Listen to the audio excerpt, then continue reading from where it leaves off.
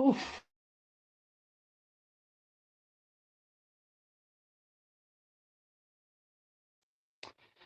And no music again. This is unbelievable. This is 2 streams in a row that I thought I had my classical music and I don't.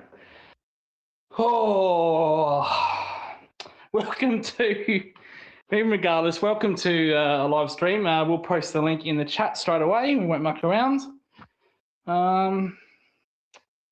Here we go.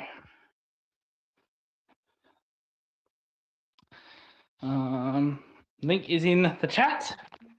And we can talk about whatever you would like to talk about. There you go. You drive the show. Movies, music, Collingwood, Hawthorn, Geelong. Well, we hope there's no Hawthorn chat, but if that's what it is, that's what it is. Weather, jewelry, anything you want. Nothing is off limits. It'll be a shorter show. We're not going to go for 3-4 hours. I'll probably go for a couple of hours. See how we go. If we go overtime, we go overtime. Doesn't really bother me, to be honest. But hopefully we get some people in.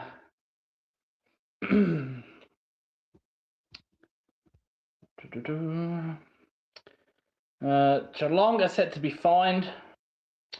Apparently they're set to be fined for their disgraceful contract over Jake Kolodjasny, and as they should be.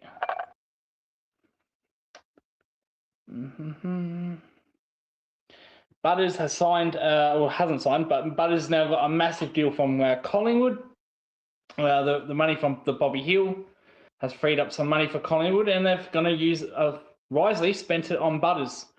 So it kind of rules out Richmond, doesn't it? If Collingwood are throwing the same money, that rules out Richmond, doesn't it? Why would you go to Richmond if you got Collingwood and Richmond throwing you the same money? Why would you go to Richmond? That doesn't make sense. And he's obviously not going to go to Marvel, so.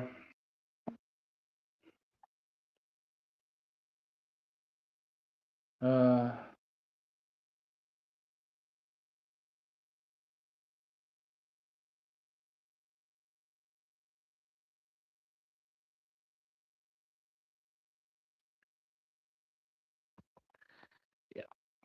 So Sean is just getting his PC started. I'll go for probably an hour and a half, but yeah, I don't want a fucking 4 or 5 hour stream. I've got a cricket stream tomorrow at 9 a.m. So I want to save for that.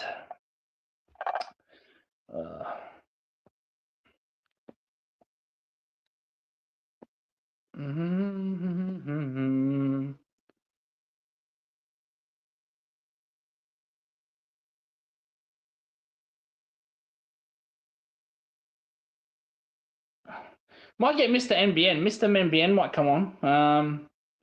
Oh, there's Sean straight away. We'll add him. We won't muck around here. Bang. How you doing, Sean? Hey, what's going on? Yeah, not much yourself. Yeah, just chilling. Was just I was gonna organise some like dinner and stuff, but I won't. It wouldn't take much. I got plenty of stuff meal prepped and everything. But yeah, then saw that you're online and stuff. Thought I'd just come in, help out. You know. Absolutely. Yeah.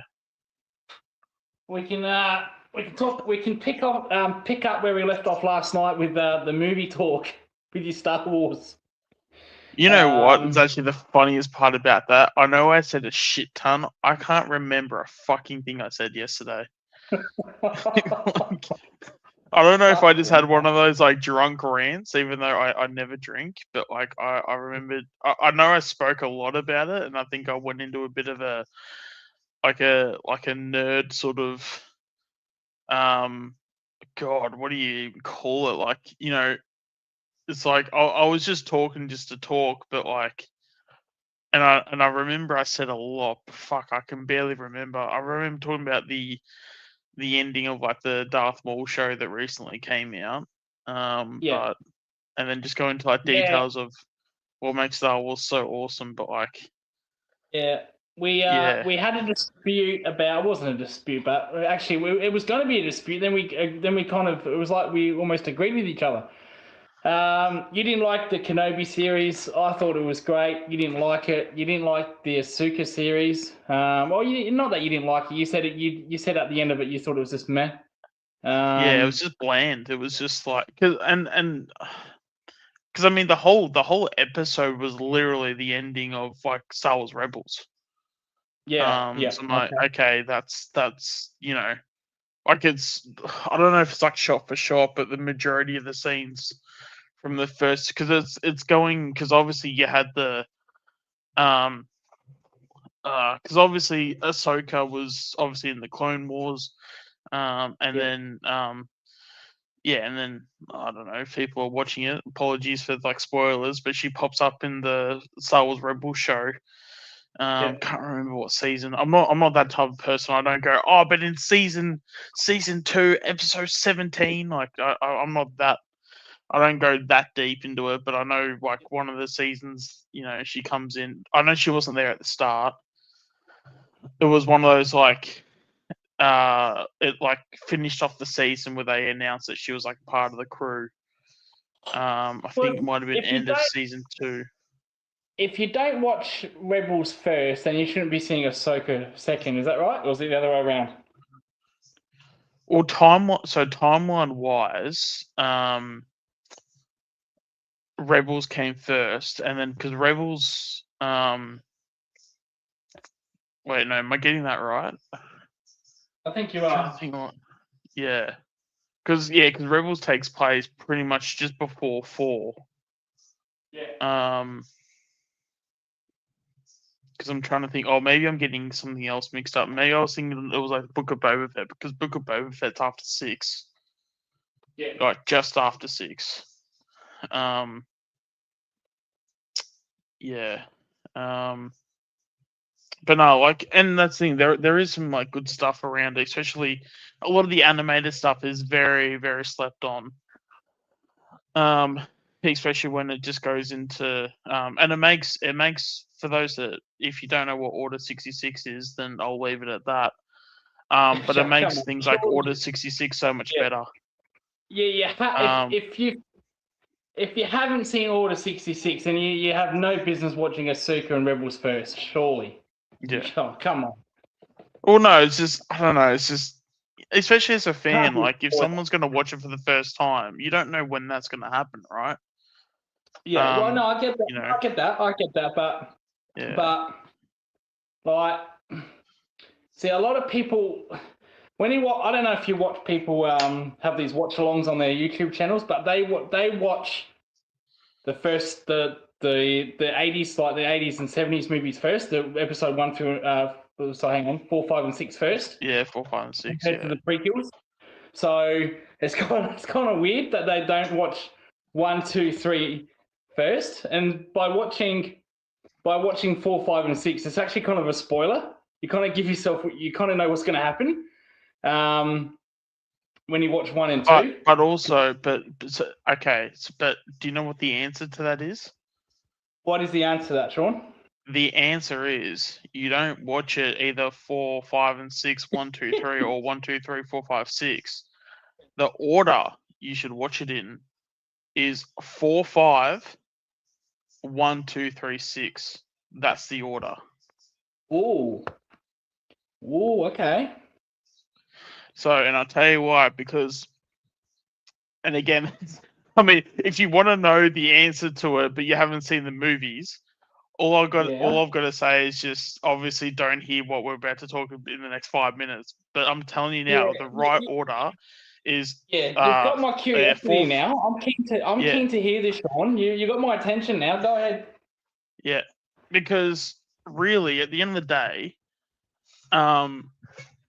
because again, there's so many moments in Star Wars, like you have to watch it, and like, and again, yeah, if you watch certain movies, it will spoil other things. Where, because there's obviously a massive scene in Episode 5 that happens. If you watch 1, 2, and 3, you watch the end of 3, that literally spoils the whole like mystery of like what's going on there. You know, if you know, you know. Where that's where you got to go 4, 5. But so you don't even know that 1, 2, and 3 where that's at. So you go 4 and 5. At the end of 5, and I'll recap this. At the end of 5, they never confirm if what this plot twist was actually a confirmed, like, that was confirmed information. It was all like, oh damn, like he's just told me this, but fuck, do I trust him? Yes. So that's where you got to use that information to your advantage as a fan and go, okay, you go 4, 5. And then what you do is then after 5, you go right back to the start and then go 1, 2, 3, because it's a thing of, okay, well, was that character, was he full of shit or was he telling the truth? And then that's how it all plays out. And then once you finish with 3, you then go to 6. And then once you've like caught up, because you basically treat 1, 2, and 3 as a flashback, basically. So you go 4 and 5, and then flashback 1, 2, and 3, and then you go back to current time and go to 6. Oh, okay. I never looked at it like that. To be honest, I never. And then once you watch 6, everything gets confirmed, and I'm not going to say what direction, just in case for the people that haven't seen it. Yeah. Then when you watch 6, it confirms that it goes down a certain direction, right? Yeah. And then that's when you sort of go, oh, okay, so this is where, and that's where you get the plot twist of like both. Because again, you watch it. If you watch it from either, it's going to spoil one of the plot twists, one of the big plot twists. Because I think there's a few plot twists in 1, 2, and 3. How that all finishes up. Yeah. But but the 1 and 5, that's like it's only one, but it's the fucking biggest one in the whole franchise. Yeah.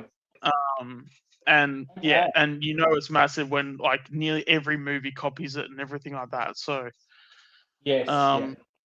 Yeah, like even fucking Toy Story even copied it for in number 2 as well. So but no, that's actually the order you watch it is 4, 5, and then 1, 2, 3, and then 6. Yeah. The only issue that you can potentially have is that if you watch 1, 2, and 3, and then 6, depending on, because I actually I did recommend it to somebody to even watch 1, 2, and 3, and then 4, 5, 6. But then what they told me when they watched it is that they watched 1, 2, and 3, and it was awesome and it was great. But when they watched 4, 5, 6, the graphics in it, and they were expecting this huge spectacle because it was made like 30 years prior, or however long it was. They couldn't get behind it because the graphics just weren't up to par. So I found that very interesting. But mind you, they were like in their like 20s or like early 20s. So I'm wondering if that has anything to do with it. Maybe not, but you just never know. They were fine. They're great. Yeah. Oh, and for me, I think the original trilogy looks fantastic. But 100%. But again, but if you look at how good like Revenge of the Sith looks, and then you watch A New Hope, it's like I don't agree with it, but I can understand someone going, damn, what the hell is this? You know, because from 2005 to 1977, that is a long time between drinks. You know, so technology's improved a shit ton since then, or within that period of time. But New York, to be fair, and hello, Chris, how you doing, mate? Hey, Sean. Hey, Lucas. Why are you doing a stream tonight, Lucas? What the fuck? That's a good question. No, Matt was bored and he wanted me to do one. He wanted something to listen to while he was driving or while he was away. So Matt, I got you covered, mate. I got you covered. Probably not the thing that we wanted to. You probably didn't want to hear the thing we're discussing. Hey, Sean, it's there. It's there. We're doing one. But to be fair, for the New Hope, that like when you watch A New Hope, like there's nothing that gives away there's going to be a sequel. You just look at it and you think, Yeah. You just look at it and think, fuck, what a great, that set the bar for space movies. Like, Yeah. unbelievable costumes, music. No, there wasn't really a solid storyline. The storyline was just save the princess from the bad guy, blah blah blah. You know, so I disagree with that. I think like I can watch Revenge of the Sith and go back to New Hope, and I see New Hope as a standalone movie, and I still think, fuck, 100%, I'm still blown away by it. Then with Empire and then Return, then you understand the storylines. Yeah. So yeah, that's probably a little bit harsh with that point. To be fair, Wait, which point? like saying, like watching the prequels and then going back to New Hope and saying, oh, the graphics don't look as good. It's a bit harsh because Yeah. I mean, that- the New well, Hope I set think the bar. I think it comes down to like when you're talking to like the eras and stuff, and like again, I can watch A New Hope. Like, I think it's one of the greatest movies and stuff in terms of my opinion. It's one of my favorite movies yeah. ever. But like again, it's like, but I can look at, if you look at like the first 30 minutes of Revenge of the Sith, and then Yeah. you can look at a good chunk of like 30 minutes of A New Hope. You're not picking A New Hope at really any point outside of maybe like, in terms of the peak scenes, like there's, and Yeah. even then it's like Revenge of the Sith is probably a lot better. Yeah, again, it's not a take I agree with, but I can understand it, if that makes any But sense. but if you look at these sequels, the 3 episode New Hope. So New Hope was a standalone. Yeah. And then Empire risen the bar. Then after Empire, it risen the bar again to Revenge. If you look at the prequels, you got the Phantom Menace, Attack of the Clone. Now this one's a little bit debatable, but Attack of the Clones was supposed to rise the bar from the Phantom Menace, and then the bar rose again for the Revenge of the Sith. But that's how it's supposed to be, and I think. I didn't have a problem with Attack of the Clones. I didn't have actually a problem with it. I actually liked it. Yeah. I thought, Yeah. No, in terms Yeah. of the three, you're taking out Attack of the Clones every time, but that doesn't make it a bad movie. correct. Yeah, Like it's kind of like it's kind of like like, because I remember back in the day when you played the Batman Arkham games, and Arkham Origins came out, and it's basically Arkham Origins is like the black sheep of the games of that franchise, or that series. Arkham Origins is a fantastic game. If you go and play it, yes, it's got different voice actors and all that stuff, and yes, it feels like it's a bit of a poor man's version to the rest of it. But that's not to say that game overall was bad. Because even Arkham Origins is a great game within itself. So it's and I feel like it's the same with Attack of the Clones. Attack of the Clones is Attack of the Clones, in terms of the first 6, it's probably the movie you probably put as the worst. Yeah. But again, that movie's still a good 7 out of 10. And I think I think as well, and with that movie, a lot of the things that people criticize it for, a lot of the things that made it look bad was actually intentional. Like George Lucas wanted certain things a certain way, and that's how he wanted it to look. So so I think that there has to be a lot of context between what happens in, like, when you're critiquing it, because a lot of the Anakin scenes, and people can go, oh, but he was such an incel and he was such a creep, and he was this and he was that. It's like, well, yeah, how do you think the process starts? Like, for those that know what happens, like, how do you think the process starts? People just don't goes making. I mean, hey, like, it started it, and I'm happy to continue it. Like, but it's like, how do you think the process starts? Like, people don't just wake up and become a bad person, or become a villain overnight. So No. but yeah, no, like, it's and especially with Hayden, yeah, you can criticize Hayden for not being like a good actor, but again, he's a one-trick pony. But his one-trick pony is literally exactly what Anakin Skywalker is. Hmm. So yes, as much as he's a one-trick pony, but that was his trick. Like Anakin Skywalker is that's it. literally the type of character It- that he was meant to play because it's the only thing he can do. It's all right, Matt. We'll get to Butters. We'll get to the Collingwood storylines in a minute. But see, the only problem I had with the Attack of the Clones, I thought it was too slow. Yeah, there was a lot of like I felt like they could have sped up the process in that. Yeah. I will say as well too, because I was kind of thinking about this today actually, is that they kind of gave a lot of the spotlight to 3 to the point where they kind of it felt like they took away from 1 and 2 so that 3 could be a 10 out of 10. Yeah. Um, Like the name Attack of the Clones, yet when they got to the battle arena and when it was the Attack of the Clones, the fights were too short, in my opinion. I think the battle could have went a lot longer in the movie. That's also where I have a problem with. Like, you're calling the movie Attack of the Clones, yet you hardly see them attack. You know, they just they get limited battle scenes. I would have liked that to have. I like to see more battle scenes. That's again another problem I have with it. So yeah. Yeah, true. And then there was the whole like the Boba Fett and Jango Fett with Mace Windu as well. That I think that caused more issues than it solved. Because then in 3 you had Mace fighting a character. Yeah. I don't want to go into too many spoilers about just in case if there are people that haven't seen it.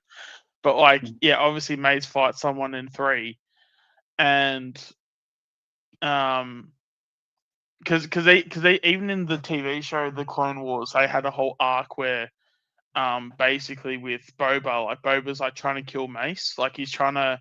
It's basically like a bit of a what's that little like you got like the Roadrunner and the Wily Fox or whatever it is, like. It was kind of like that for a couple of episodes, and I thought those episodes weren't great just because it's like, well, Mace isn't going to die, but then like Boba's like, this like 10 to 12-year-old kid being, oh, I'm going to kill this like Jedi, and he killed my dad, and blah, blah, and it was just the whole time you're like, well, we know he's not going to kill him because he's alive, like, later on in the timeline. I thought that was a bit sort of. I don't know. And again, sometimes it can be hard. Like once you have law already set in, and you can't. It's hard to maneuver around it. So it was a bit difficult there. Yeah.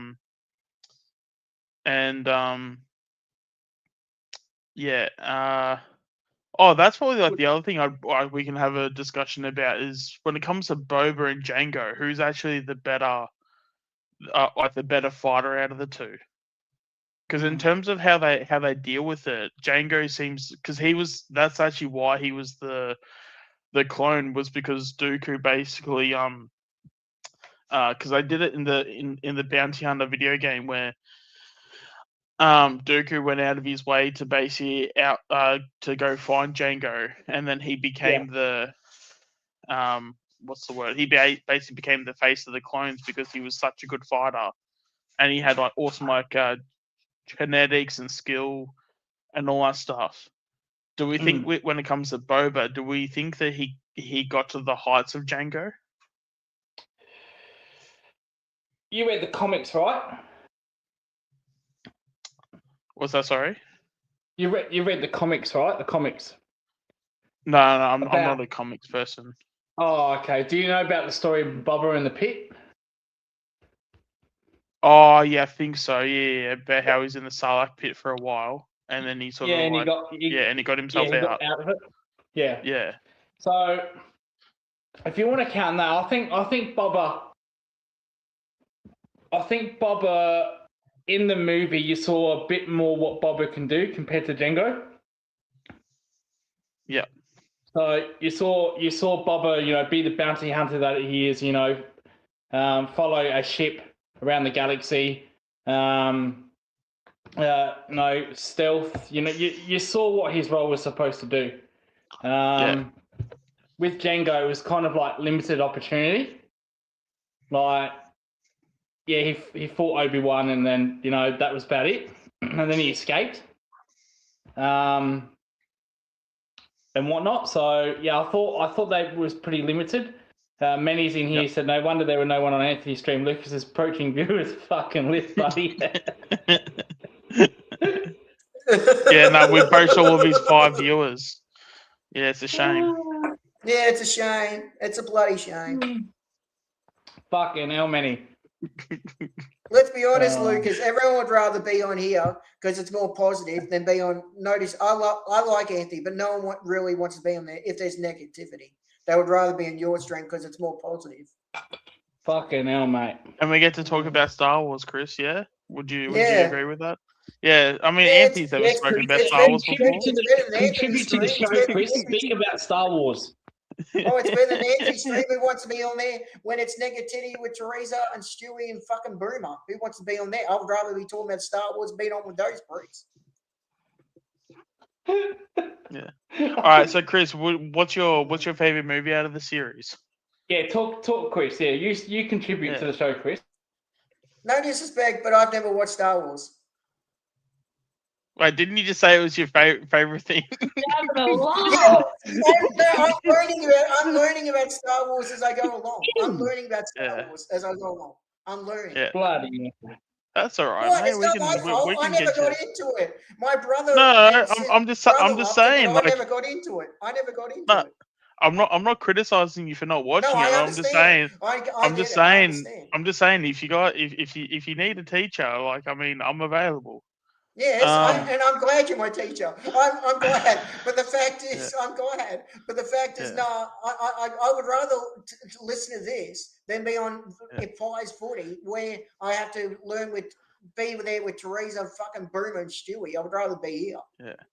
Oh, actually, I'll just also go on MD's comment as well. No, I don't follow soccer at all. So, that was more the other Carlton dude. What was the other Carlton dude? Yeah, so no, it wasn't Bo.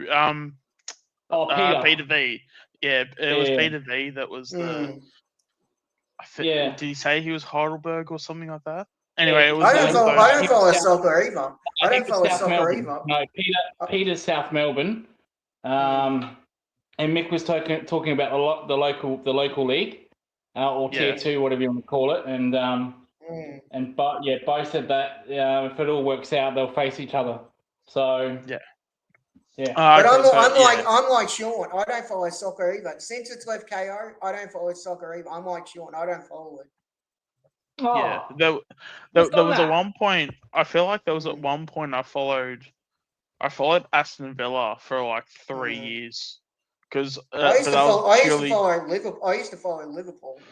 But that was only purely off the back of just playing FIFA for a couple of years. Yeah. And I'd just play career mode. Not career mode. I'd play season mode. And then once I found out to watch soccer games, you had to be up at 3 o'clock in the morning to watch it. I just lost interest pretty quickly. Because I don't know. I just felt like just the effort that you had to put in to watch every week, it just wasn't worth it. And I just wasn't that interested. NBA is a bit of a different story. Plus, I think the timeline for NBA is a bit easier because a lot of the NBA games, at least when Miami play, they're always more at night. They're more, not at night. They're more. Do they have night games to where it's like? Yeah, sorry, they have night games to where it'll be like 10 a.m. over here. Yeah. So that's a lot easier to obviously maintain the lifestyle around than seeing Aston Villa. Yeah, I follow the NBA. I follow the Lakers. Oh, yeah. Yeah, I watch NBA, American football, and I don't watch soccer because of the reason since KO and Foxtel lost the rights, I don't have soccer because the thing is that's what I would rather watch KO for all the sports, and that's it. I don't know how to take that comment, Matt. He said it's better than being in an Anthony chat. I don't know how to take that comment. No, but it's appreciate it. what he means is Anthony's chat. You've been in there, Lucas. It's negativity. We like Anthony, Yeah. but we don't like the chat. Like you've seen Ah. Teresa, what she's like. We don't want to be Mm. in Anthony when you've got Teresa on that chat. Yeah, mind you, I feel like at least with me, like I'll have days where I'll just be going through my day, Yeah. and like 6 o'clock is such a easy time to just forget about stuff. At least I find anyway, because 6 o'clock is around like when you're trying to organize dinner and your mind's already occupied with like so many things. So it's like so easy just to. I mean, the amount of times I've hopped in the stream, but it'll be 6:30 and there'll be half an hour through it. I'm the sort of type of person where if I'm gonna stick around, I want to stick around at the start and then finish at the end. Like I don't like coming into something halfway through and then it's sort of like I don't know. It's kind of like going to a party and you've arrived late to the party. Like it's or you've arrived to the party and it's already halfway done. Like I'd rather just at that point it's like I'd rather just like not participate at all, if that makes any sense. I don't know if I'm the only one that's like that, but no, I agree with that. I agree with that. I agree. So like sometimes I'll just be organizing dinner or I'll just be doing whatever, and then by the time it's like all done and everything, and I think it's also like because when I lock into content, I like to lock in. So if I'm going like halfway and it's like a 40 to 45-minute stream, if I lock in for 20 minutes, although it might seem like a long time, but for me it's like I don't know, it's a weird one. Like I guess because he always does like 45 minutes. If you come in halfway through, like I struggle to sort of like if I'm only locking in for 15, 20 minutes, it's such a weird sort of scenario to at least for me to sort of get my head around. So because normally, as you guys know, when I have certain topics that I'm passionate about, like I fully lock in clearly. So, but if I can't lock in to the fullest extent, then it's like it's so easy for me to like not be passionate about it. Yeah, Void says it's a tricky time. Yeah. It's a tricky time. Yeah. Yeah, because I think when I did my content, I think I did about 5. I think I started around 5. Like I tried to aim for 5 every time because I thought it was always like just before dinner. People normally get home around about then. I felt like that was always a good time, but then in saying that, I mean, I guess I always had my videos like, they were like premieres and stuff, but they were ready to go even after the fact.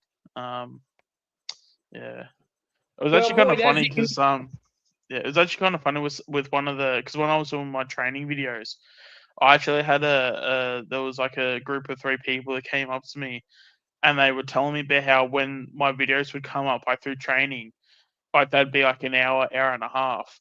They had like a movie theater to where like in like their own house where they'd watch movies and stuff. And they said that because they were massive pie snuffies, what they would do is that they'd actually watch my training videos, but they would watch it in their cinema room. And I just thought it was just the most like funniest thing, like the funniest in like the best way possible. So I'm just like imagining them just sitting there in their theater room, like with popcorn and everything, as they're watching my training videos, as they're locking in for the next hour and a half. And I just thought, fuck, that'd be like so cool. Like I'd absolutely love that. They're studying how you play, Sean. Yeah. What's that? Sorry. They're studying on how you play. Yeah, or in terms of, well, I mean, obviously these guys were Collingwood supporters and stuff, but like, yeah, it was just awesome. Like the fact that it's like, oh, that's the, because again, sometimes when you think about watching like the streams on YouTube, you're thinking, oh, you're just sitting in the corner watching it on your phone, maybe on your PC, but like, not in a million years would I think that they would create like a theater experience for my videos. Like, it's such a, again, I fucking love it, and it's like such a, like, I don't know, in a weird way, I do treat it like a badge of honor in a sense that I'm worthy of that experience. But like, it was such a mind blowing thing at the time. But yeah, and I'm just like imagine if they were just sitting there with like popcorn in hand, and they had their big like Pepsi Max bottle, from like the cinemas and stuff, and in their cup holders, like, oh, it's mind blowing, but like kind of funny at the same time. If that makes any sense, like in just Well, the Yeah, it best way does. possible. It does. So And it's I've like, done. yeah, like Mike Tyson does that, like, like okay, but like makes no sense. But Mate. sure, why not? Mate, I've done fucking. In the last 9 days, I've done more fucking streams than a Reslo security warehouse, mate. I'm doing like streams every single fucking day. I know. Fucking hell, bro. Oh, How the fuck are Jesus. you doing it, Lucas? How the fuck are you doing it, bro? Yeah. Oh, mate. As long as It's it's you fun guys. and, It's as you long as guys. as long as it's fun and as long as you're enjoying it, that's all that matters. Yeah, that's it. That's it. No. That's it. It's all because of you guys. That's it. Yeah. Without you guys, like that Bo, Rocco, Matt, you guys, and Age, and all the Collingwood Warballs. I don't do this shit. I've never done a fucking stream at what's today, Tuesday, at a 6 p.m. ever, man. So, no, but I mean that in a good way because like without you guys, like this doesn't happen. Boyd says I couldn't sleep last night. Thought I'd listen and still couldn't sleep. Got to sleep at 5 a.m. Boyd never sleeps. Boyd never sleeps. He says that he never sleeps. Mate, I ended the stream early so you could get fucking sleep, mate. No, don't you? I spoke to Void backstage. On Sunday, he said to me, "No, I don't really sleep." He doesn't really sleep, Lucas. He never sleeps, Void. Mate, you only live once. Why waste it on sleep? It's like I used to have that philosophy. I used to, and then I couldn't go much further. It's like Manny says, who I talk to him. You sleep when you're dead. He said you sleep when you're dead. Did Ray get any sleep, or did she sleep in a different bed after the shit that came out of your chat? What about last you? Night, You were mate? starting trouble last night for Void. Actually, there was actually one of the things that one of the facts that I actually found out, and it actually screwed me up for a little bit there, where I wasn't getting the right amount of sleep for a little bit. Where so if you sleep for 8 hours a day, that's literally a third of your lifetime. You were just sleeping. When I found out that information, that kind of like screwed me up a bit. And like I was sort of like struggling to I wasn't like struggling to sleep, but like just I was so conscious of like how many hours I was getting. So there'd be times where I haven't done that in a long time, but I used to be like, hey, where can I get like 6 hours here, 5 hours there, just so I could get like an extra 2 to 3 hours of my day. Just because like I wanted to like maximize like how much efficiency I could have throughout the day. And and the fact that when it came to and then obviously just got to the point where I just sort of forgot that whole sort of idea of it, and then I obviously just became better on it. But it was around sort of like late high school, I reckon. Where it was just like, oh, like a third of my lifetime, all I'm doing is just sleeping. And I'm just thinking to myself, like, God, what a waste of time. But just like, just for sleeping, like, when I'm sleeping, it's a third of my lifetime I'm doing it for. Like, let's see if I can like sort of cut a little bit of it out, just so that I can, be a bit more efficient. And it was the fucking dumbest idea I've ever had, really. But oh fuck. Yeah, but it is kind of trippy when you first think about it and you first hear it that like you sleep for a third of your life. A third of your life, all you're doing is sleeping. Yeah. Well, if you're sleeping 8 hours a day and whatnot, Yeah. For the next fucking 70 years, what's the average age expectancy, Sean? 70? Oh, something like that. We'll just say something like that. Yeah. We'll just go 70 for story purposes. Yeah. So if you got 70 years worth of sleep, 8 hours a day. I think you sleep quite enough, don't you?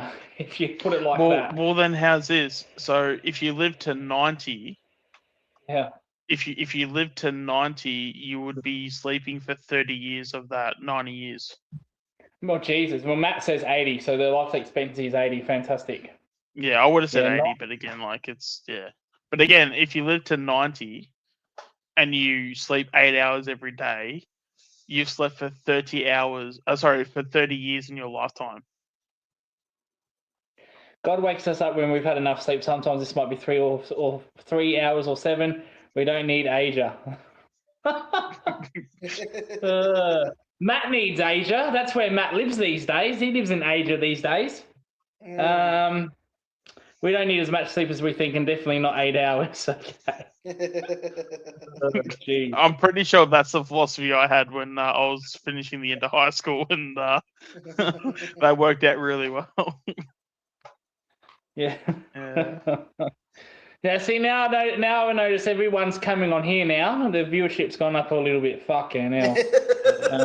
I told you, everyone likes your stream because there's no you didn't mean to say negativity good, mate. in your stream than Pies Footy when you got Teresa and you got Boomer and Stewie. I feel sorry for Pies Footy. He's thinking, why the fuck have I lost viewers? And why are the Collingwood fans going to a Geelong's fucking stream?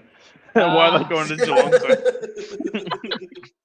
I think it's all because Lucas, you're a nice bloke and everyone likes coming on here. Yeah. Hello, Ray. Yeah, Ray. Yeah, I'd like to know your comments on this your husband's night last night, commenting on all kinds of. You started trouble. You started trouble with Ray and Boy last night. Yeah, Pies Footy running overtime tonight. Yeah. Yes. Hi, everyone, says Ray. Ray, personally, I think you need to take your husband to another room and spank the shit out of him, personally. Now you're starting more trouble. She might do that in a sec.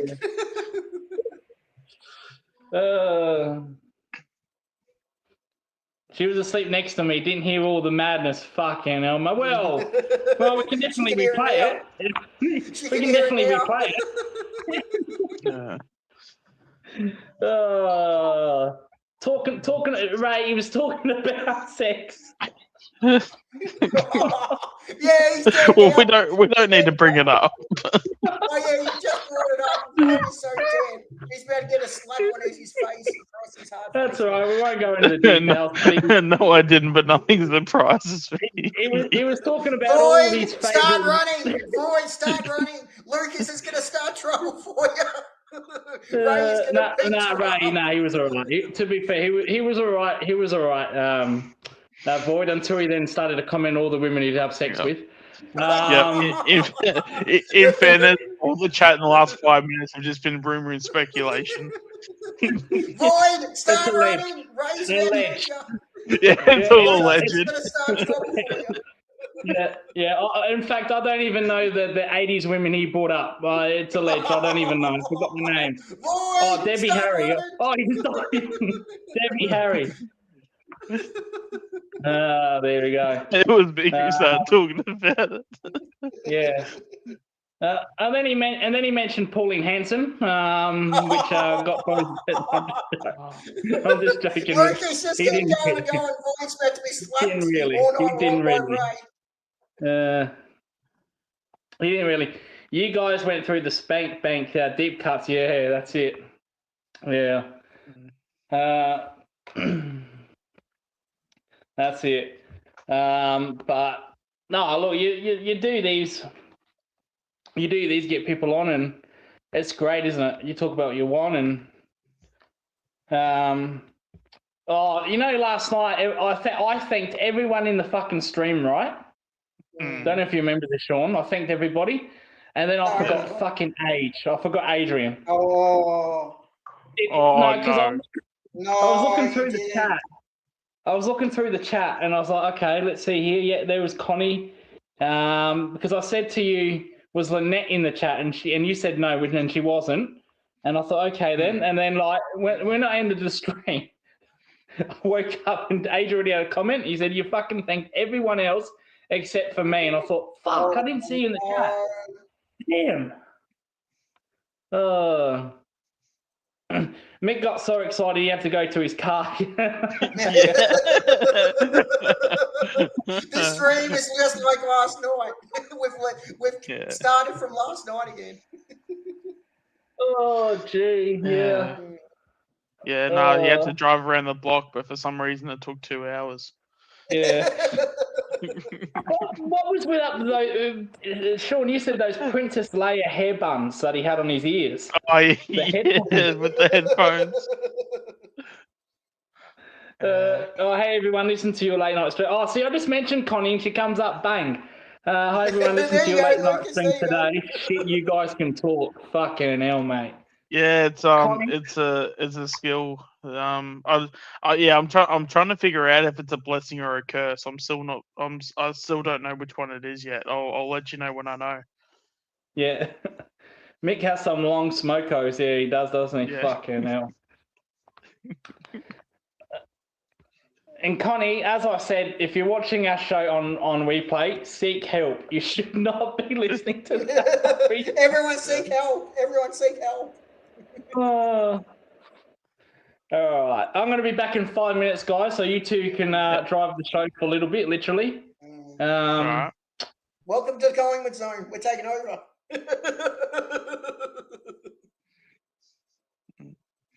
Yep, all good. All right, Chris, what's your thoughts on Zach Butters? Do you reckon we'll get him? What's your overall thoughts? I'm hoping we get him. It does sound like positive that we put in a good offer. Now it just comes down to him. Does he want to come to Collingwood? I'm hoping we get him. I said it last night. I think it would be an awesome get. Picture this: Lachie Neale, Zach Butters, Nick Dacos, Ed Allen. That's your starting midfield next year. I would fucking love it. I hope it happens. I hope it does. What about you, Shawnee?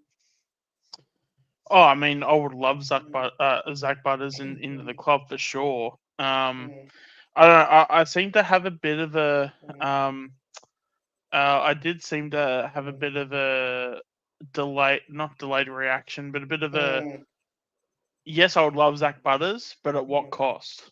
Because I feel like, because again, if we get him as obviously he's a restricted free agent, but if Port do match it, I might get a bit concerned with that. Just because, okay, what are we dishing out? Because as much as we would love to give out, like, say, 2 first-round picks and Bo, and then make that be done, a part of me is like, fuck, I hope we're not putting Ed Allen up there. A part of me is like, I hope we don't have Charlie West as a part of the deal. So as much as it's like, yeah, it's awesome to get Zach through the door, but I just hope it's not at the expense of anyone that, and because it was 1.8, because I know that there was some talk that it was going to be like 2 mil, 2.25. So 1.8 is obviously less than what it was assumed.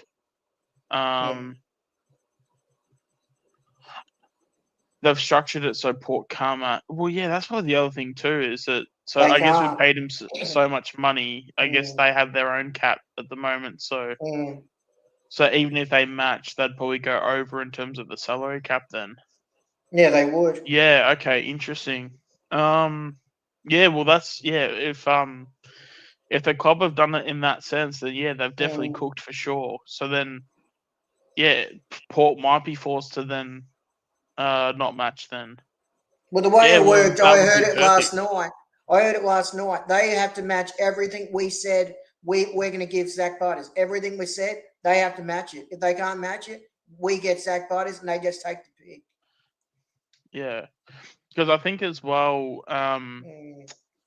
because one of the reports was that at the very least, Port wanted enough picks so that they can get their NGA kid for this year, and he's going to be apparently like pick 1 or pick 2 or something. So, so Port get and I think do you know exactly where Port are on the ladder currently? I think they're I'll look it up now. I think they're really low. Yeah, they were in the bottom 4 last I checked. Let me just get up the. They're 15th. 15th. Okay, yeah. So that would be. So they would have pick 4, and then they would get the pick below them if they get compensation. So it'd be pick 5. Mm. So then they would get 4 and 5. You would imagine that's enough Mm. points to get pick 1. Yeah. So they get their kid in Cochrane. Mm. Yeah, I reckon that would be pretty interesting in terms of how that plays out. Yeah, and then on top Welcome of back to that, the Collingwood Zone, Lucas. Welcome back to the Collingwood Zone. Yeah, keep going. Yeah, keep talking. Yeah, and then but then so if that happens, Mm. then that means we don't give anything up. Butters just comes over. Yes, he pays a big ass contract, but or like there's a ton of money going to his contract, but really we don't give anything up in terms of draft picks or players or anything like that. So, God, if we get away with that, then that's highway robbery at its finest in my eyes.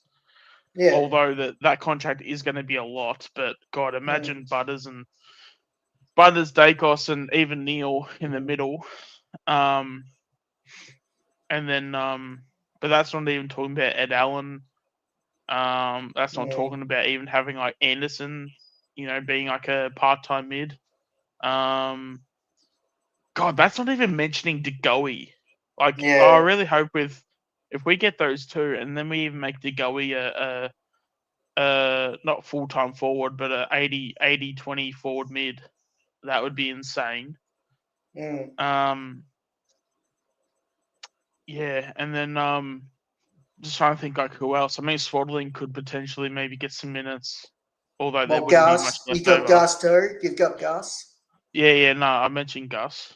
Sorry, I didn't hear. Yeah, no, the midfield is going to be stacked, but it's also going to be it's going to have a lot of guys that can also run as well. And then if we have guys like Pendles retire, Sidey retire, I know this is going to be sacrilege to even mention it, and not to say that I would officially do it, but I would at least start the conversation of Jack Crisp even being in the conversation of retiring because he's been that bad. I feel like he started okay, but his patch recently has been absolutely shocking. I agree with that. And again, not saying that I would like pull the trigger and retire and tell him to retire, but I would just sort of be like, hey mate, like you got to lift your game because it's just you just haven't been good enough. But even then, like, yeah, he could maybe add some like depth as like a worst, like if he's like our worst midfielder, then we might be okay. But I feel like even with him, I feel like he's lost so much pace now. Because even this year, I felt like he lost a little bit of pace, but it didn't seem like it was like affecting his game. Like he was still able to like do the things he did. Where like the last, how long has it been? Like 2 months. Yeah, it's like it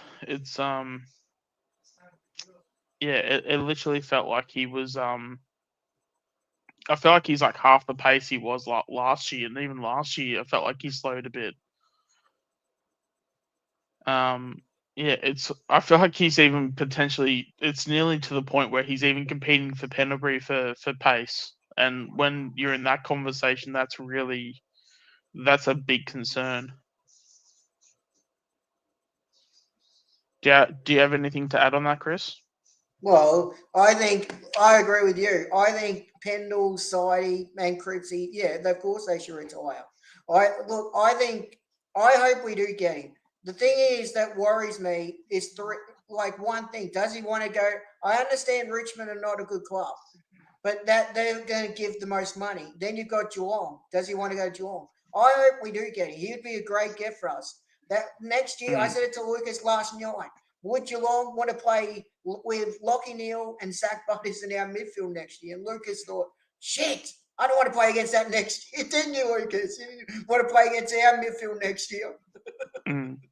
Just to clarify, because I know Matt just said that Crisp is contracted. Yeah. Again, I wasn't saying that I was gonna like put him in retirement. I was just saying I'd be starting the conversation in terms of like opening up the idea of it. Like, And because he's got that extra year, like next year I wouldn't be getting to Christmas and be saying, "Hey, Chris, here's an extra 2 years or an extra year extension and stuff." I'd be like, "Yeah, like next year might be his last year." Like, if he continues the form that he's on, then yeah, I wouldn't expect him to be on our list in 2028. And then yeah, I mean, and we have guys like Swaddling. Like Swaddling's coming through. I feel like I even said that in preseason that I felt like Swaddling was going to replace Chris, someone like a Jack Crisp at some point. So that, yeah, I think. Oh, I'd love to know the fucking timeline on that. Did I say within 2 years? Because that actually might actually happen now. Yeah, because when Swaddling came in, he was a bit of a crisp sort of like Perryman. And then that's when I made the comments like he'd be a Dangerfield Buckley type in his prime. In the box seat, Leno, I'm assuming this is Butters. Hey, Stefanos, how you doing, mate?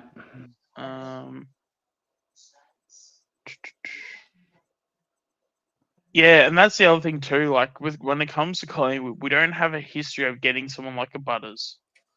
I mean, hey, like we even thought the same about Houston in a sense, because as much as we can all agree that Houston hasn't been very good this year, but when Houston was coming to Collingwood, yeah, he was in great form, and we were hyped about it. So I don't know if you want to put Houston in that category, given that when he did come to Collingwood, he's been a lot worse. But yeah, it would be a bit more of the exception rather than the rule if Butters was to come to Collingwood. What about you, Lucas? Do you think Collingwood are the front runners to get Butters, or do you think Geelong and Richmond are still in it?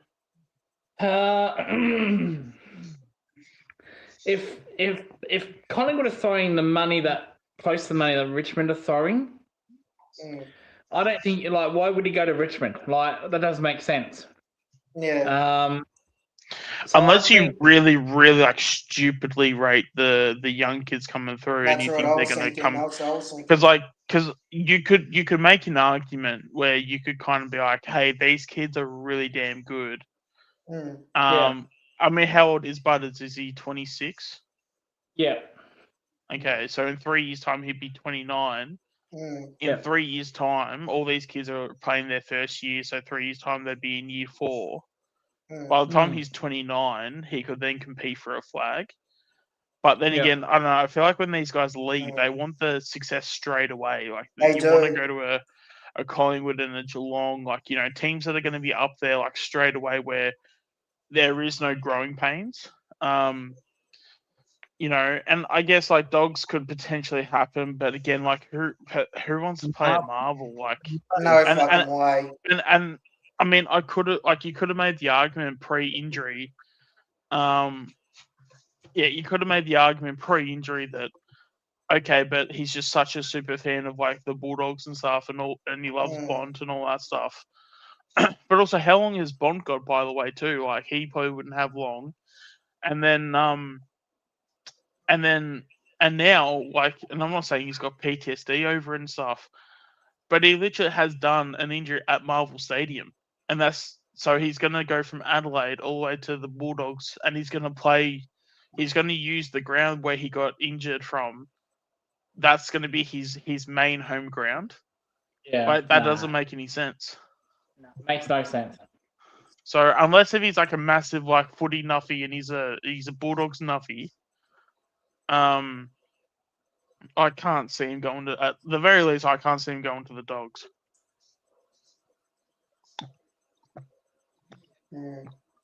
What about you, Lucas? Do you see Geelong having a chance of getting Butters?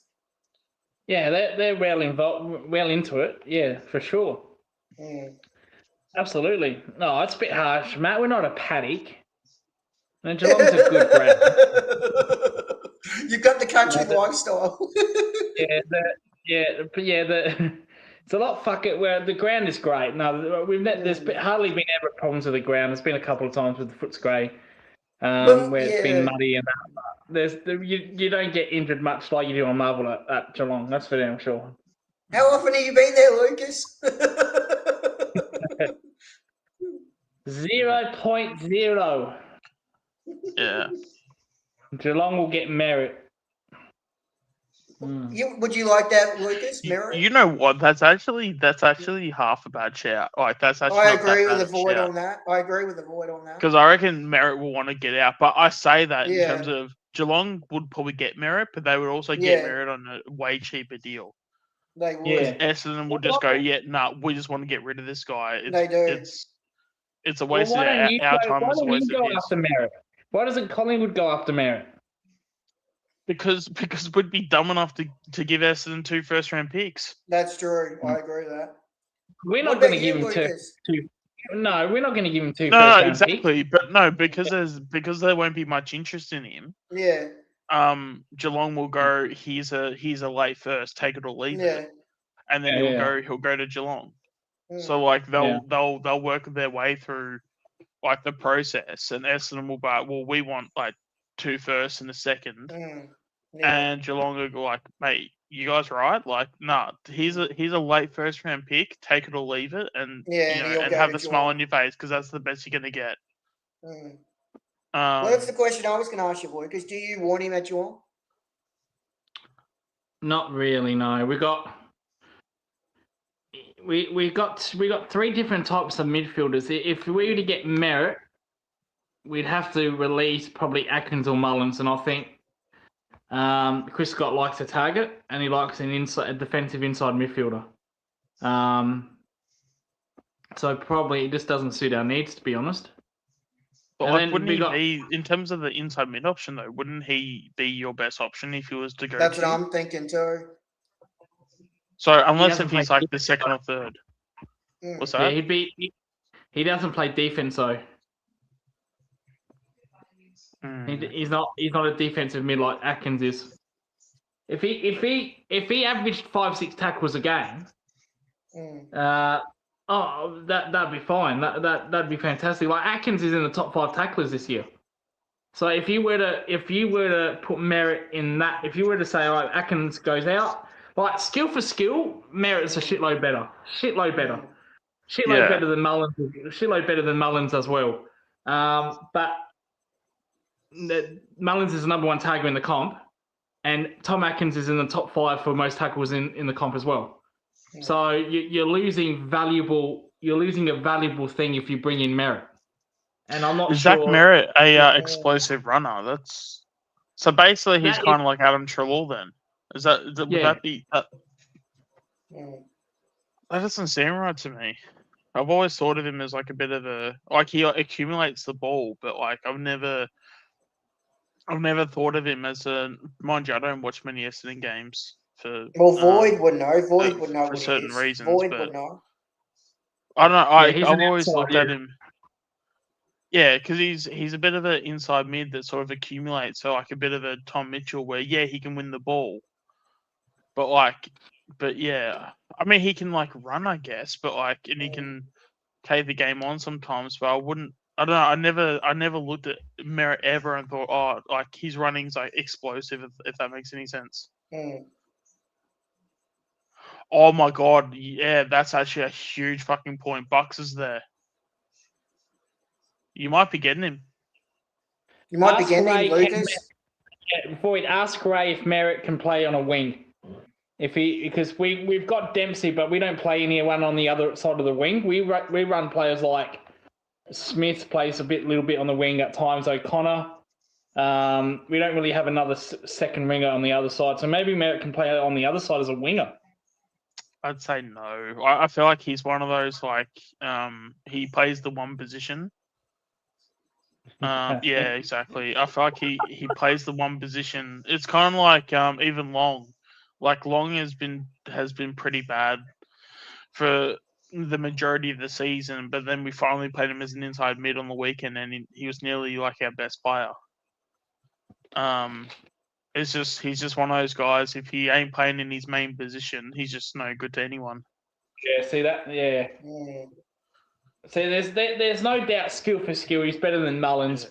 and he's better than Atkins. There's no doubt about that. But we'd be losing something too valuable to our club to bring in Merritt. That's the problem. Maybe. But then again, would it be a similar situation to potentially like Warple? Because like Warple wasn't probably a super popular sort of option. No. But again, if you have like Buckley, if Buckley has any say, I'm sure he would have been like, hey, like I really rate this guy. Like let's look into him a bit. And even, I mean, hey, for all we know, Geelong could even go to Essendon. But hey, mate, like we know there's barely any interest. We'll try and trade up, and we'll get an early second round pick, but take it or leave it. Like I'm sure there has to be a good a grounding point to where he becomes so cheap to the point where you just can't say no. If that makes any sense. Yeah. No, it does. It does. We need a player at halfback as well, and he can't even play there. So, well, Lucas, let me ask you this: What would you give Essendon to get Merritt if you wanted him at the club? What would you give him? What would you give Essendon? A late first rounder, early second. I wouldn't give him two first rounder. No, Well, I would give him a late first rounder. So there's your first rounder. I would be happy to give, because you get late first rounders anyway. They're not hard to get. So yeah, I'd want a late first. See, as long as they don't want players. Well, if Essendon said, "Oh, well, give us a swap deal with Warple," we'd do that. That wouldn't bother me. Hi Ray, would you pick up? Would you give us a pick for Crisp? Yeah, I'll take the late first You can have him. You can have him. Yeah. I mean, even in saying that, for someone like Crisp, like if Essendon was to pick him up for a third round, I feel like that would be a win-win for both parties. Because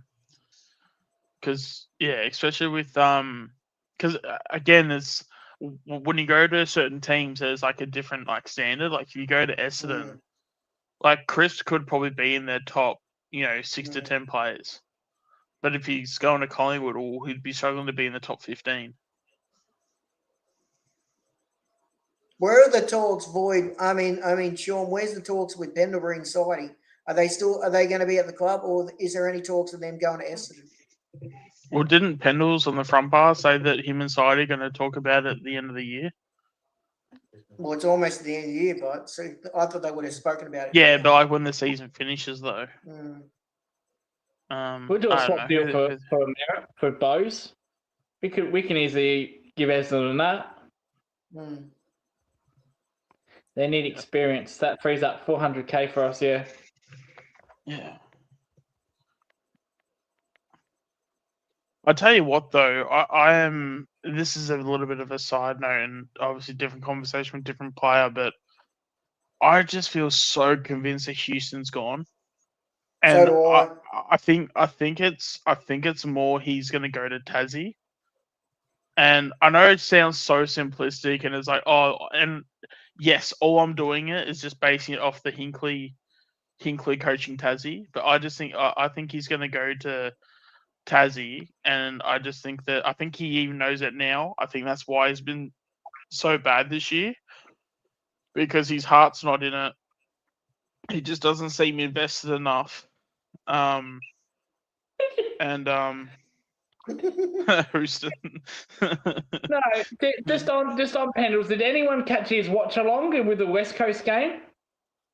I saw it in my sub feed, but I didn't see it when it was live, because I reckon if it was live, I probably would have tuned in.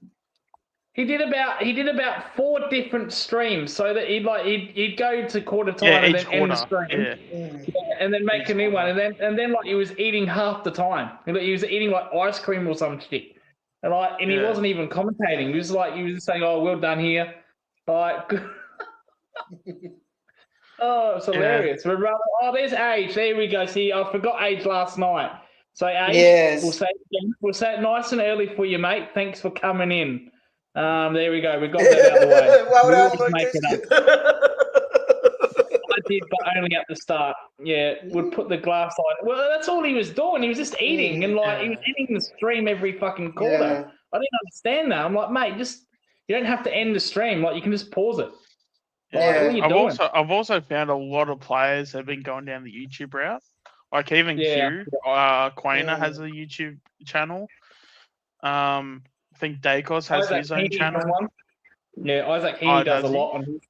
Yeah. Yeah. I kind of don't mind it to be honest. Like, because again, if I have interesting shit to say, or if they have interesting insights, or if they have, even if like their preparation for game day is like unique or whatever, sure, I post all that shit. Yeah, but I don't know, but if we're gonna get like the Pendlebury content, as much as I obviously love Pendles, and he's just gonna be eating ice cream as he's got a camera in his face, it's sort of like, I mean, his stream crashed 4 times in the first quarter. Bloody hell! Oh, really? Was that what happened? Okay. Yeah, but he was eating. I showed Matt. Showed Matt a clip. He was just eating. He was like, he wasn't even commentating. He was just eating. I'm like, what the fuck? Yeah.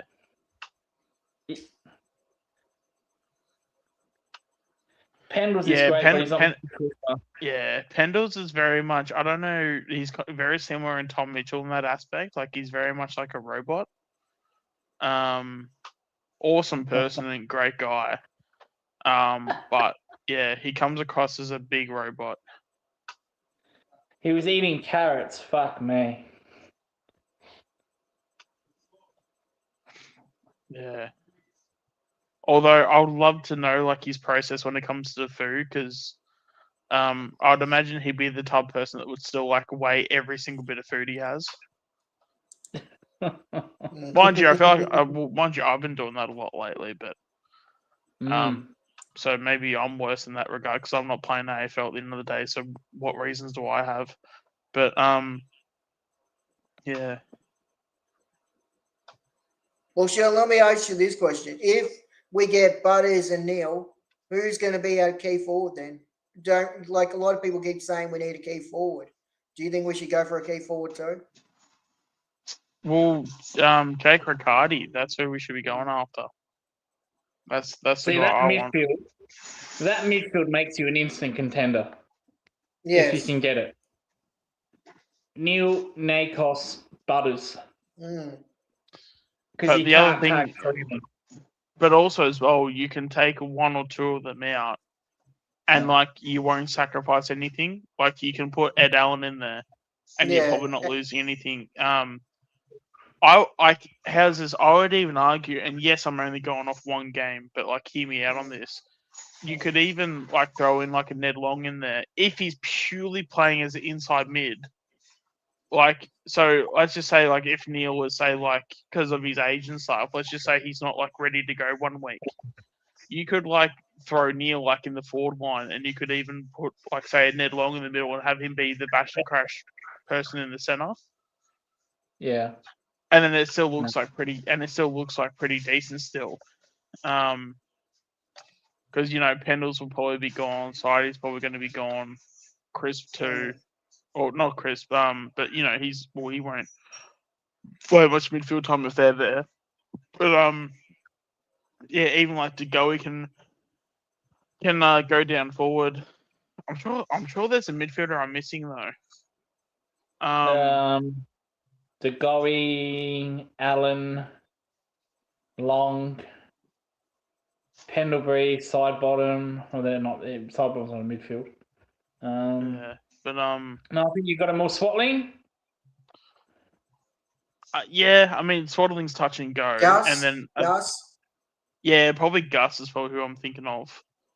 But again, Gus is not like proven though. But still, like there's just so many options, and you can probably add 6 players that could probably play midfield, and they're all main options. So then that just means you can throw some of them like down forward. I don't like the idea anymore of putting someone in the midfield at half back. unless if it's like maybe Nick, because like Nick has done that job so well in the past, so maybe that's like, again, I wouldn't like it. I would actually like even Nick to even be in the forward pocket, but not to play forward pocket, but just to be the extra number around the ball, because he's got that much running capacity where he can just be the extra number around the contest. So you essentially play one short in the forward line, but then he just goes around and just becomes an extra number at each contest.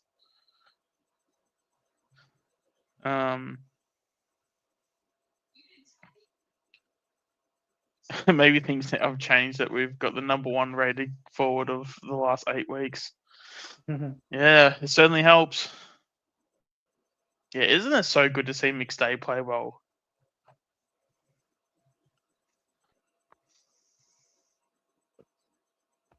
Is that for me, Chris?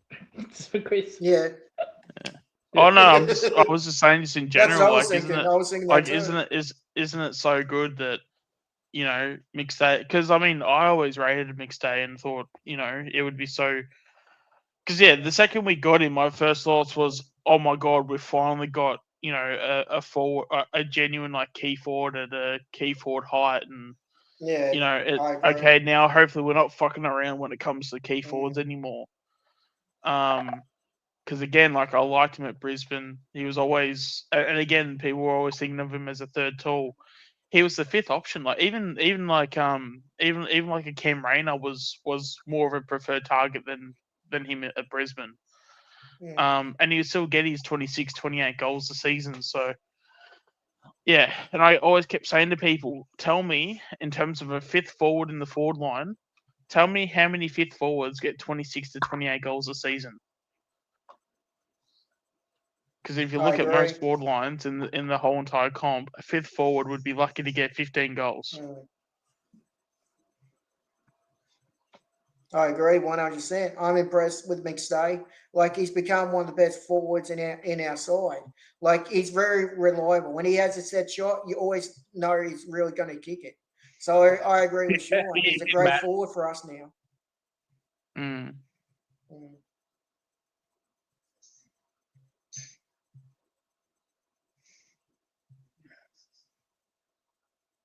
Yeah, well, yeah. I mean, even back to the Butters stuff too. Like, if we can, yeah. I mean, I think it's a good play. Yeah, if we can figure out like their books and stuff, and how much money can we pay Butters to the point where it forces Port to, if they match it, they then potentially go over the salary cap. So if that's what they've done, then fuck, they've definitely cooked then. Because No, they don't have many players that are on big money. Like, they've only really got Rosie. Like, Jason Horne-Francis is not on big money.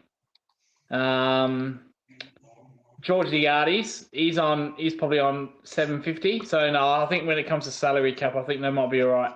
I think you'd have to offer like 3 million or something. I think they're fine with salary cap. They haven't got many, but they haven't got a lot of stars. Yeah, it still seems pretty competitive though for 1.8 because has someone offered 2 mil? Is that right? Or Richmond's offered 2 mil. 2.4, yeah. Really, 2.5? Jesus. Yeah. Fuck. I didn't get that. So they want him. They got him for 10. They've got a 10-year offer for him, which makes him like retired on his contract. And yeah, $18 million. He gets $4 million up front in his first year. Fuck. That's a lot. Jesus. But it's like 24 mil by the end of his career or something.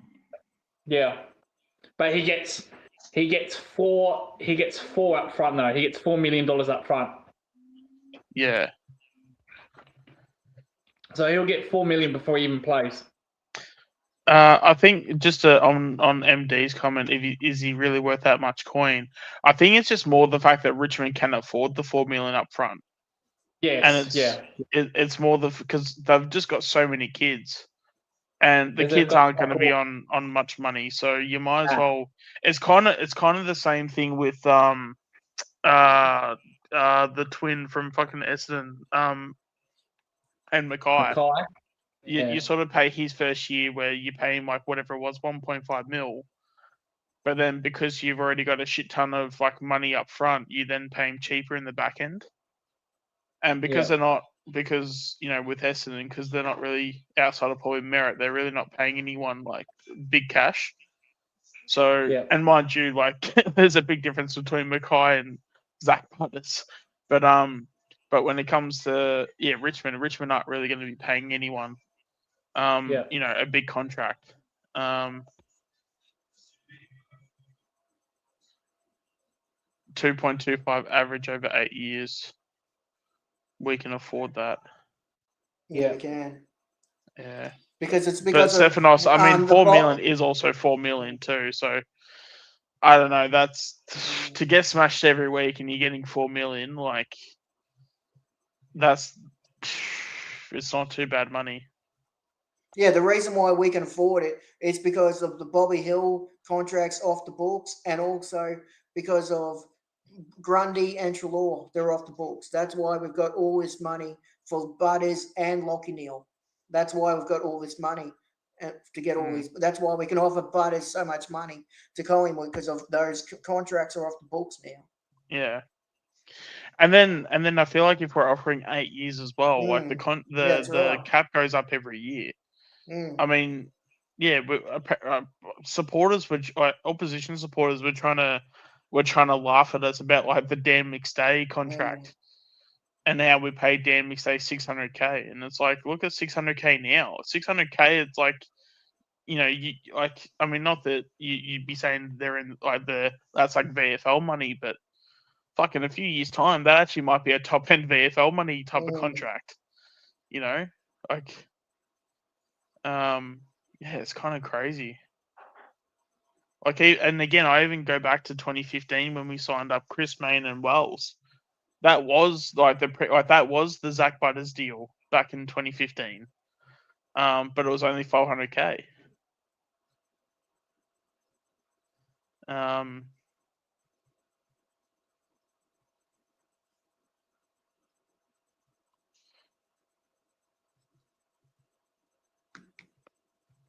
Well, 11 blow.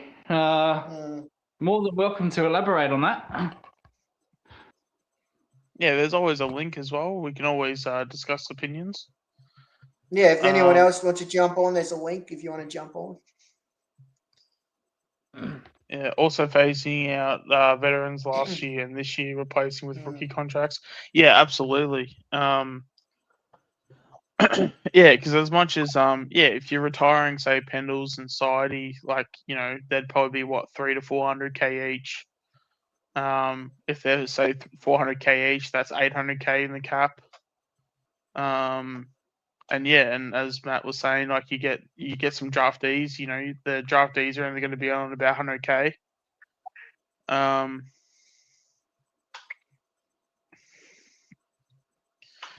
It's hard to know. I mean, we don't know exactly what these guys are on, but you would imagine just from a Pendles and Sidebottom position, the fact that I'd find it really hard for them to be on 200K, just because they probably wouldn't want 200K, and I'm sure the club would respect them enough to probably pay them a bit more.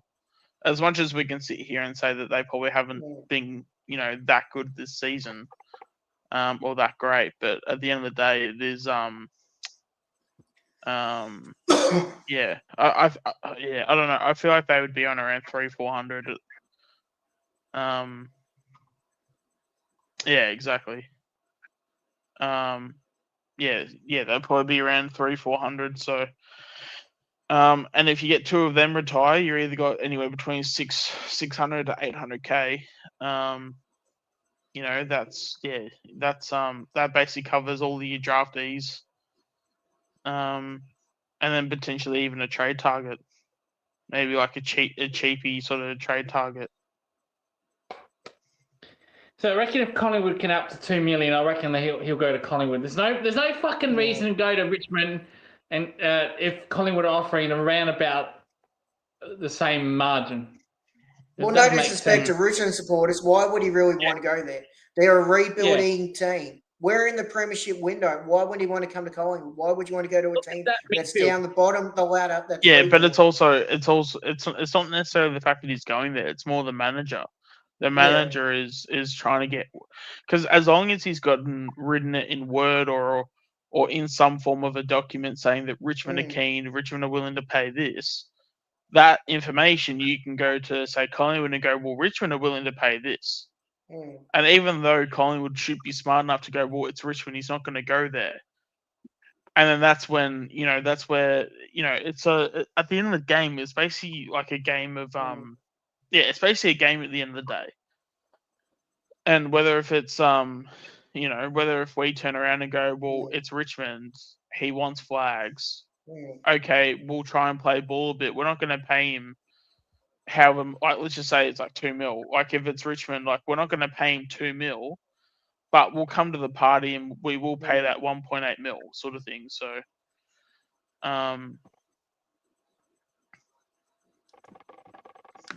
because let's be honest, think about he's in Port Adelaide. Look where they are. They're almost a rebuilding team. And then he's going to go to another team like Richmond when he could go to a team like Collingwood. He can go to a team like Geelong. He's in the premiership window. He has a chance to win a flag. That's why people like players like Butters leave teams like Port Adelaide, because they want to win a flag. You don't go to a team like Richmond when you're not going to win a flag for maybe 3 to 4 years. Yeah. Yeah. It doesn't make sense. Like, I think we can rule out Footscray, such Western Bulldogs. Like, we can rule them out. He's not going to play at fucking Marvel. No way in hell. He's just got injured at Marvel. So it's down to, I think it's down to 2 or 3: Collingwood, Richmond, Geelong. Do you? So in all honesty, Lucas, what do you think the chances of Geelong getting him? That's like, what I was are you say. sitting here like being quietly confident, or are you just like, there's just no chance, so there's no point talking about it? No, where's your head at with it? I'll give you a percentage. I think it is. Well, it is. Me personally, I think it's 45% chance he comes to Geelong. So I'm just under. And then, like, what are the other teams? So if you had to, I know Corn's had the segment on this like a footy pie, but what would your footy pie be? Oh, no, that's just. I don't have a pie, but I'll make a pie. So I think it's 60% Richmond, 30% Collingwood, 10% Geelong. Really, 60% goes Richmond. Really? So in terms of Butters, you reckon he's more likely to go to Richmond than any of the other clubs? That's what I'm thinking. That's what I'm thinking. I think the money's just too. I think that it's just. Yeah, I don't think anyone will get to see that kind of money again. But he also turned down money at Port though as well. Yeah, that's what I'm saying. It is also in Port, and maybe there's like a family reason why he wants to be in Victoria. But like, but again, if he wanted to choose the money, he could have just stayed in Port, because Port would have paid him a shit ton. He gets to go home though. He gets to go to his family every night. No, like I get that. I'm just saying, like, but there was a money option. But the thing is, when it's like Dan Houston was a perfect example. I know we don't like him, but he chose us over North Melbourne. Why wouldn't Butters choose us over Richmond? Why would he want to go to Richmond, where he's going to be down the bottom for 3 to 5 years, when he could be in a side like us that's going to be tending for a premiership next year? Yeah. Matt said 70% Pies, Cats 20%, and 5 to Dogs. And the Tigers. I actually agree with Matt on that. I would actually have maybe Geelong at 40%, and then us at 70%, and the rest at 5%. Yeah. Yeah. I don't know. Like, I just feel uncomfortable with having Pies being so high though. Yeah. Like, I just don't think Collingwood a 70% chance or a 70% chance. Because you could increase the Cats percentage as well. I do agree dogs are probably around about 5%. You could even increase the Tigers' chance, but not by much. Maybe they go up to maybe 10%. Yeah, I do think the injury has played a big part. Like I wouldn't underestimate how much that's played a factor. Well, there's And I a think rumor that's going what- around, Sean. He might play next week at Marvel in his last game for Port Adelaide, and I don't know if he should want to do that. What, so that the Port fans can say goodbye? Yeah, at Marvel next week when he plays Essendon. No, he's Yeah, not. but what happens if he? Yeah, but also in saying that, like, what happens if he then plays on the Marvel deck, gets injured again? That's what I'm thinking. Why wouldn't, like, if it was me, he's playing. Why wouldn't he? They're having aren't they playing Melbourne at home this week? Why wouldn't they? I thought if he had a chance to say goodbye, he's been ruled why out wouldn't of he that. try to get up for this game? Why wouldn't he try to get up this game? He's been ruled out. He's been ruled out straight away. Yeah, he won't be back this. Yeah, he won't be back. So what? They said he's gonna what? He's gonna play next week at Marvel when he could get injured again. I don't think he'll come back at all. I think he's done. Yeah, I feel like when players are done and they're going to another club, they tend to check out. Like, basically, they tend to check out mentally and emotionally. No,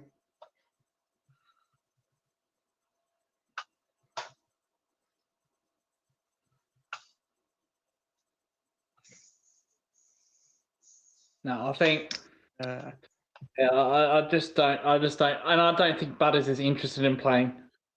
To be honest, I just think he just. No, but the rumor I heard, Lucas, is that he was thinking about having a farewell game next week against Essendon at Marvel next week. That's what I heard. I don't think he's even close.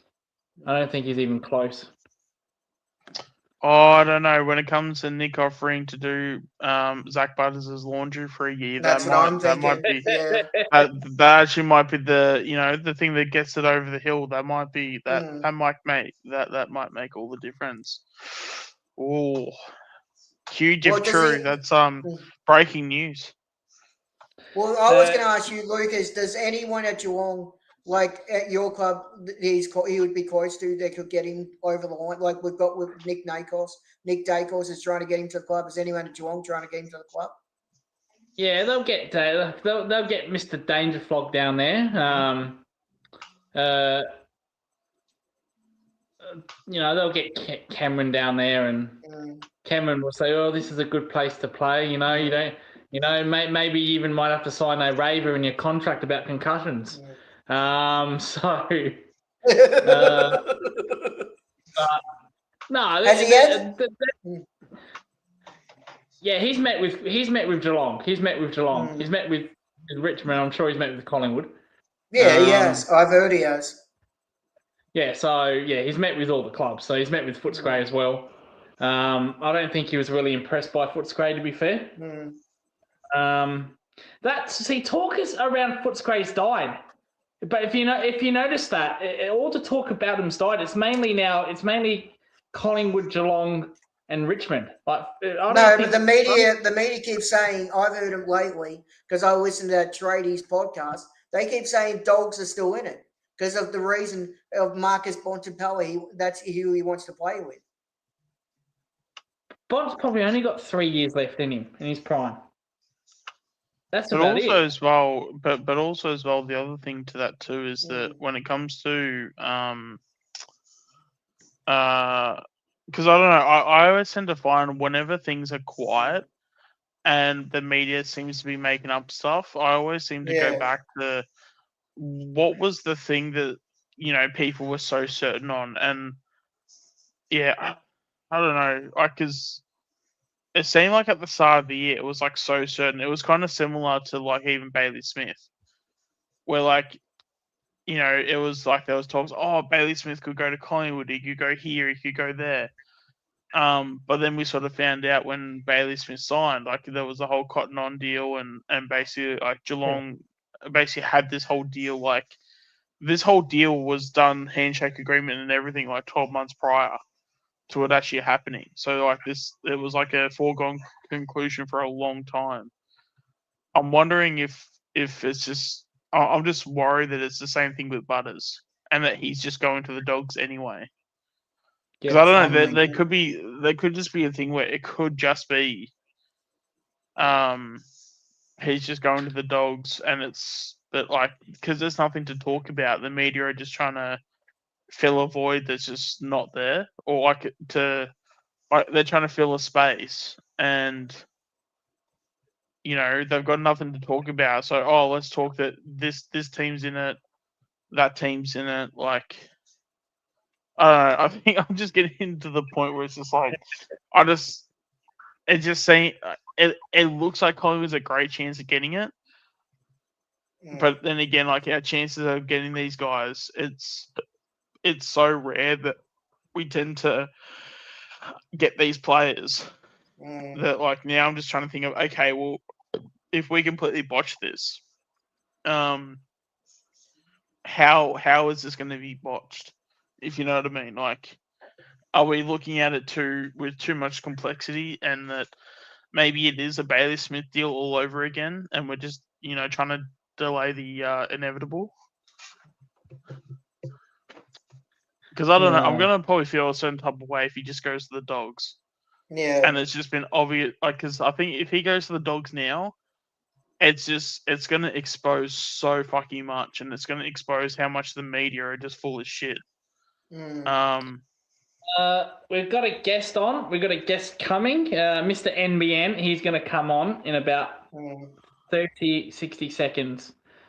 He's at the soccer right now in Adelaide. Adelaide are playing a Champions League game, and he's not happy. He's not happy. I've been watching the game on YouTube.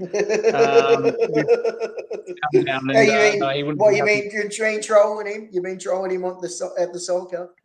No. Like Adelaide United are playing. They're playing a Vietnamese team in the Champions League, and he's not happy. Neither am I, to be fair. I've just been watching it on mute. So no, I think he'll be on a half time, which is coming around about now when the ref blows his whistle. So just prepared. But yeah, keep going. Yeah. Well, in terms of the Smith, I know Dacos spoke to him in terms of trying to get him over. To what extent and how hard he drove that, who knows? But so even if it wasn't the club, I know Nick at least made the attempt.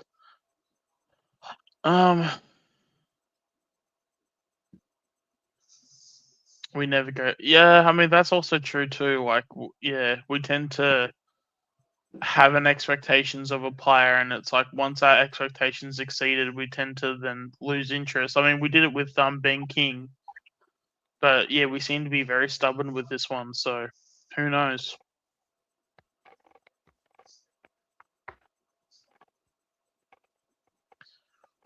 Yeah, no way to trade Smith in.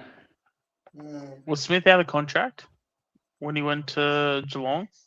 Yes. But Smith had an ACL injury or some kind of knee injury. Yeah. And he didn't play for him. So, yeah, we and I think it was in both parties' best interest that Smith didn't play with them anymore. So we got him pretty cheaply. To be fair, we got him for nothing, basically. Well, you got him for like a late first, yeah? Yeah, that's it. Yeah. Yeah, we got him for nothing, mate. So, because Bulldogs, like when he did his ACL or knee, like he publicly said he didn't want to be in Geelong, and Bulldogs really made no attempt to try to keep him. They were just happy to go. So yeah. And Footscray said, well, they're going to give us a first rounder, so fuck it, we'll take it. It wasn't, but Bailey Smith at that time, he toured fucking the facilities. He was always going to go there. To be fair, Void, I don't think you would have got him, even if you had a good salary cap or draft or a draft. I think he was pretty keen to get to Geelong. Has Bailey Yeah. Smith been at Geelong? This is his second year, yeah? Yeah, correct. Okay. How long did he And- Because I sign don't for, know, Lucas? because it's always sometimes with that. Sometimes you can always get timelines mixed up because it feels like he's been there for a while, but it also feels like he hasn't. Yeah. Yeah, because he's going to win the Cargi. He's going to win our best and fairest this year by a mile. So he's been very important to our system. See, Bailey Smith is your 50 to 50 box runner. He'll just run up and down, outside run, be involved in the handball chain, kick the ball forward. A bit like he'd be fantastic in that Richmond dynasty where they just played that kamikaze football. He'd be perfect in that system. We don't really play that. Kiri said send the link. Mate, you own it. You are on here. You don't need a link, mate. You can just pop in. I'll pop it in anyway. Yeah, he's not happy. Well, he's going to come on now talk about soccer. Well, Lucas, what did you sign Bailey Smith for? How many years? 5. I think it was a 4 or 5 year deal. To be fair, 850, 900. So it wasn't even $1 million. I don't think anyone out of that club's on $1 million. Not even Cameron. Oh fuck! Here he is. Do we think there's a chance that Smith could win the Brownlow? No, I don't think they can. No. Well, there's no team, there's no players that are going to take votes away from him. But his ticket is that lets him down. To be fair, but he'll win our. Mr. Kiri can agree with this. He'll win our Cardi by an absolute mile. That's probably one. Oh yeah. But anyway, we'll go away from the footy for just a little bit. Mr. NBN, this game's on YouTube, so I've been watching this. Mate, Yep. We absolutely need a fucking striker, mate. We are pathetic in our 100%, front three. Lucas. The Red Army has said it as well. There was a couple of other players behind me saying, we need some players. We need a big number 9, mate. Yeah. What a shit show. The amount of chances we had in the box as well, just couldn't find it at the back great. of the net. And it only took a mistake from one of our centre backs. I think it was Panakikianis for Hoya for Hanoi to score a goal. So it's 1-0 Hanoi over Adelaide United at half time. Absolutely die, mate. We lose this, we'll be playing the second tier of Asian Champions League football. So the Europa League of Asia. We won't be playing. This is a playoff for the Champions League, essentially. Mate, who the fuck is our left back with the low socks? Mate, if you sent him to a flight to Israel, he'd end up in fucking Palestine. Oh, I think it's Jay Barnett. Hang on. Let me get the line up. Yeah, he is useless, mate. Useless. Yeah. Fabian. Yeah. Can't defend it. As much as I gave shit to Ryan Kiddo, we could use him right now, can't we? No, it hasn't been the ideal start, but we've got another 45 minutes to go, and if this we equalise, this will go to extra time, and this will go to penalties as well. It's essentially a knockout game. It's a playoff spot for the Champions League football. So, who knows? Look, we're normally better in the second half. We always turn it around. So you got to go glass half full in this one. But geez, we got a lot of work to do. We absolutely got a lot of work to do, Lucas. But we'll see how we go. Yeah, no, we need some finishing, some class in the box, mate. A lot of shots, but no targets, and they had their one shot and they scored, didn't they? Off the break with that mistake. So fucking hell, mate. No, it's not going to be good enough if we lose this game. It's going to be a horrible result. I mean, look, regardless, we're playing Asian football, but we'd rather play the top tier. I've said this on the show before. We're the top club. We were the top Australian club to finish in the A-League. Obviously, Auckland finished first because they're a New Zealand club. They're obviously not part of the AFC. They're part of the Oceania Confederation. We should be. This shouldn't happen tonight. Honestly, we should have qualified outright for the for the Asian Yep. Champions League elite. But look, it is what it is. Either way, it's going to be it is going to be Asian Champions League football. But of course, we'd rather want to play the top tier. No, of course, mate. Of course. Hang on, just looking at something here. Yeah, Gamba play their match in about 20 minutes. So I'll be watching that as well. That's against Chinese club Gwangwon. So Gamba should win that, even though it's an away game. Yeah. Mate, we're not going to get at this rate. It looks like we're not going to get Gamba and Adelaide United in the group stage, mate. No, it doesn't look like we're not, and we're not going to get Al Nasser at High March Stadium either. It looks like either, Lucas. So no, we're not going to Japan. Our Japan plans are fucked, mate. Our Japan plans are fucked. They need to get their shit together, man. They need to get their shit together. In this they need to turn it around. They need to turn it around. Like Juan Muniz was really good. Craig Goodwin was probably our most active player as well. But yeah, Johnny Ewell was all right on the. I think he played on the right hand side as well. But yeah, everyone else, it just shows we need signings at this club, especially a striker. I'd like to see Hiroshi Ubasuki back at the club. He was great when he played for Adelaide United. Ever since then, we just haven't had a big, tall, clinical striker leading the lines up in front. That's clearly missing tonight. Muniz is mainly playing in the number 9 position, dropping back as a 10 as well.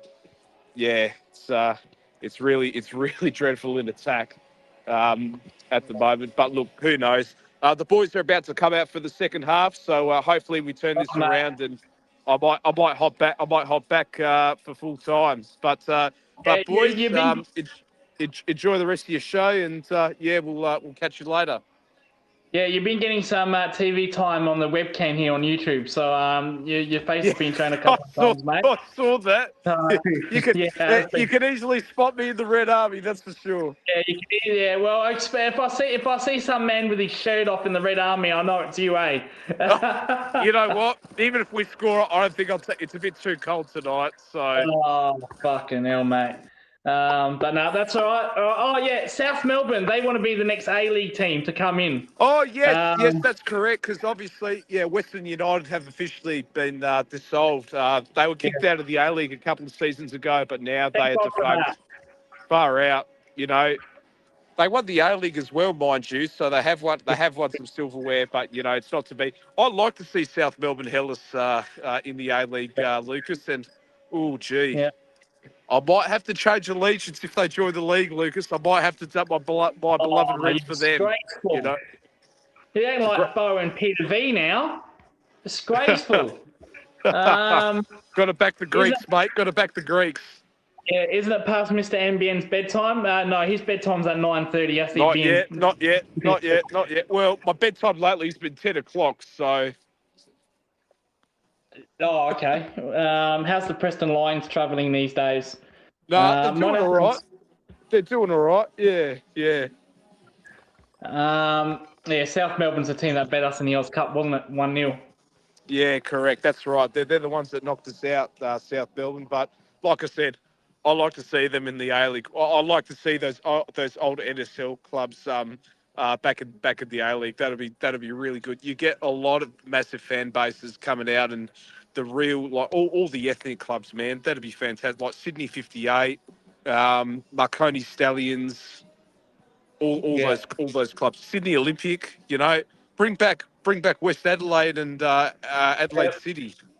Yes, Adelaide, good old Adelaide, Top Gun Jimmy's old Adelaide City team. Yeah. Bring back that, mate. No, come back at full time, mate, and hopefully, because I'm watching this game, hopefully we can improve, and hopefully we can actually finish our dinner. That would be actually nice. What, if this goes to penalties, I'll hop back on. We could broadcast the penalties. There we go. Absolutely wonderful. Thanks for that, Mr. NBN, and we'll see you during penalties.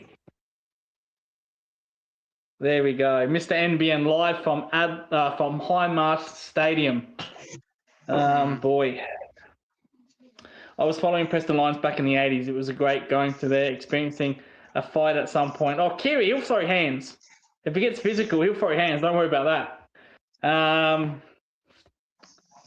Rightio. What were we talking about? Oh, there we go. So we'll go back to our Collingwood talk. All class, Mr. MBM. Yeah, he is all class, isn't he? Righty. So Collingwood midfield: Neil, Dacos, Butters, and then you can put DeGoey on the bench next to Ed Allen and Perryman. Woo! Just rotate those three off the bench, eh? Absolutely. Where is Perryman? Is he out for the season? Isn't he? Injured. Yeah, he did a hamstring. Fuck. Will he be back at all? Or was that done? What's that? Sorry. Will Perryman be back, or is he done for the season? I think there's a chance, but it's not guaranteed. Okay. It's like one of those like to be confirmed. Okay. I know there was a fellow content creator that went to training, and apparently Pez told him that he was going to play the Brisbane game, but I don't know. Believe it when we see it. Yeah. Real, mate. Speaking of that same content creator, also just made a video about Liam Puncher being a Nathan Murphy type. Yeah, again, something I said a few months ago, but who's counting? Shit. And apparently Pies Footy's also done the same thing, so Time to sue him, Sean. it's just all I ask is just at least acknowledge my existence, That's I don't ask for much. Acknowledge the tribal chief. Oh, don't fucking say that, because that only reminds you of one person, and it's not Roman Reigns. Oh, bloody hell. If you know, you know. Yeah. Yeah.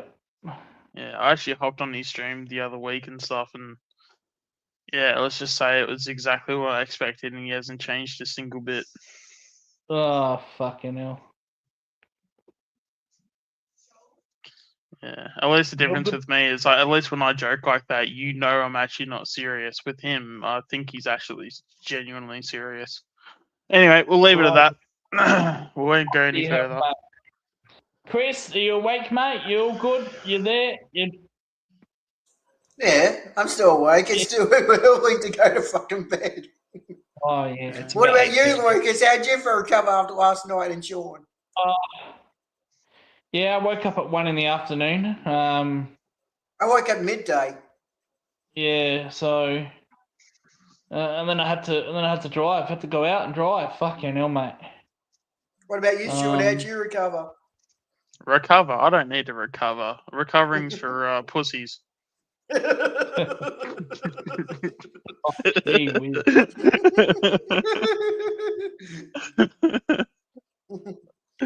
Oh my God, Jesus! So how long are you going tonight, Mr. Lucas? Probably till 10 o'clock. Yeah, 10 o'clock in the morning. In the morning. No, fuck shit. Don't you mean 5 a.m. in the morning? No. Not this stream, because I got my cricket stream tomorrow. So, when the soccer finishes in Adelaide, that's when I'll end it. So, yeah. Up at 8 a.m. in the gym at 11 a.m. No sweat. So, Lucas, should we talk about this week's footy between Collingwood and Hawthorn and Geelong and North? Yeah, that's it. Yeah, we got North at Marvel. Interesting game. A game where we got the wood over them, especially at that stadium. We played them last year there, and we won by 80 points. Cameron kicked 11. I got no time to bleed. I ain't got no time to bleed. Is that Predator? I feel like that's a Predator quote. I've never seen that movie, but I feel like that's a Predator quote. Yeah, good old Blaine. So, Sean, what are you expecting this week against Hawthorn?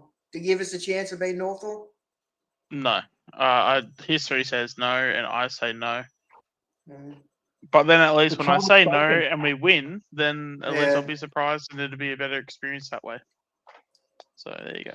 What do you think, Matt? And Do you think you can beat Hawks?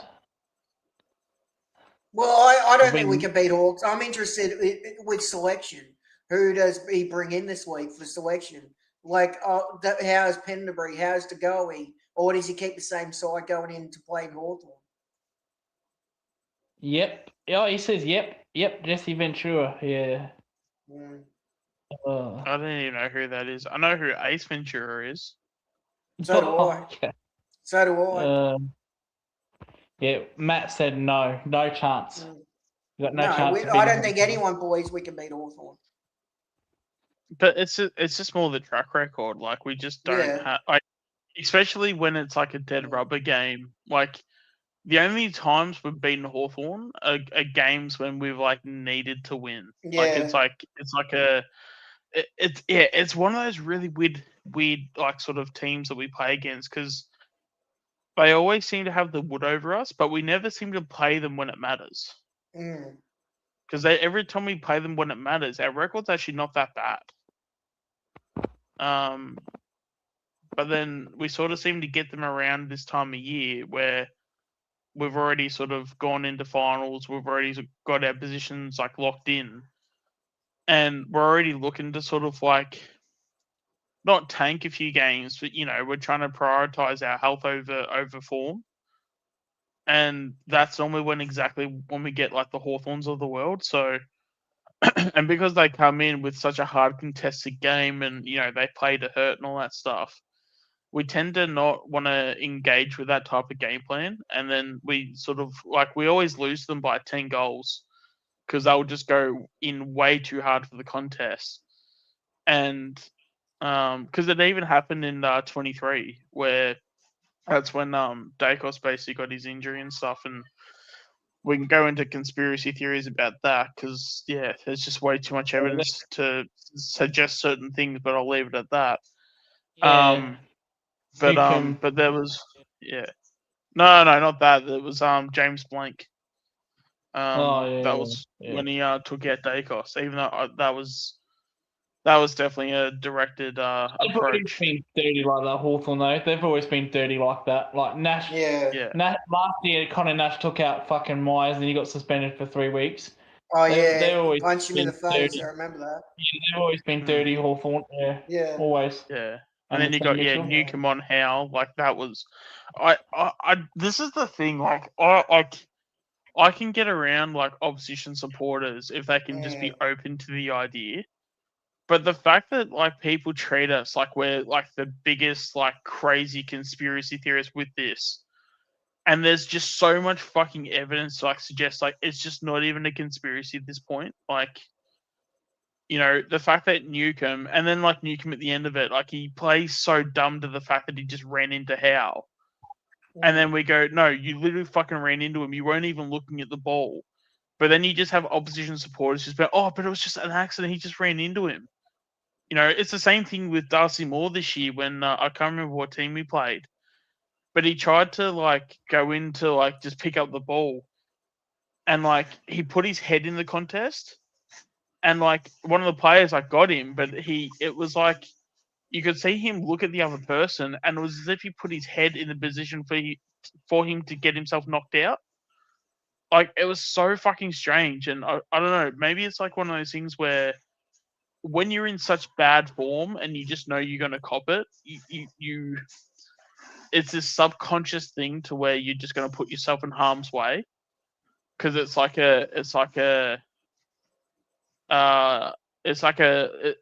of like a mechanism for like, and I don't want to say this word too loosely, but like it's kind of like a self mechanism of like self harm in a sense. Where it's like you're subconsciously putting yourself in that position, but you're not really but you're not conscious of it, if that makes any sense. Yeah. Because if you go back and look at that hit that Moore copped, he literally created that whole scenario himself. Like he put himself in harm's way. And then obviously the player got him and he knocked his head off, and then he had the whole concussion and everything. But he could have avoided that whole situation entirely. So Yeah, I don't know. I feel like that there's just a few things like that happen on a football field where it's not really just by accident. There's a lot of things that happen where I feel like it's very intentional. But then because it's like the intent isn't like great, so they try to gaslight people to thinking, oh no, this was just a mistake, or oh, he's really not that bad of a person. He's actually a good guy behind the scenes. When okay, people can be good people, but that doesn't change the fact that if you still take someone out in a play, like that's still a bad thing to do. It doesn't matter how good you've been prior to that. You know what I mean? Like, Yeah.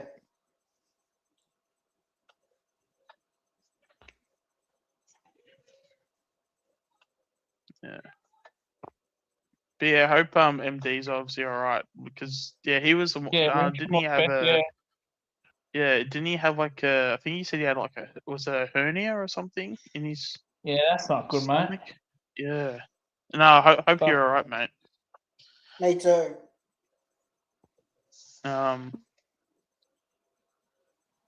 But yeah, I don't know. Sometimes it's just so easy to go down these rabbit holes, and again, it makes it so much. Yeah, hernia. Yeah. It makes it so much harder to just like ignore it because especially when there's like history and especially when you got a coach like Sam Mitchell coaching. I mean, he was the one to arc up about Essendon when he was like doing the whole jabbing gesture as well. Like, it's just, oh man, like there's just too much evidence to suggest like it just has to be him, even though we can't like confirm anything or anything like that. But like, come on, if you've been on a football field or if you've been in a footy environment enough times, surely you can put 2 and 2 together, right?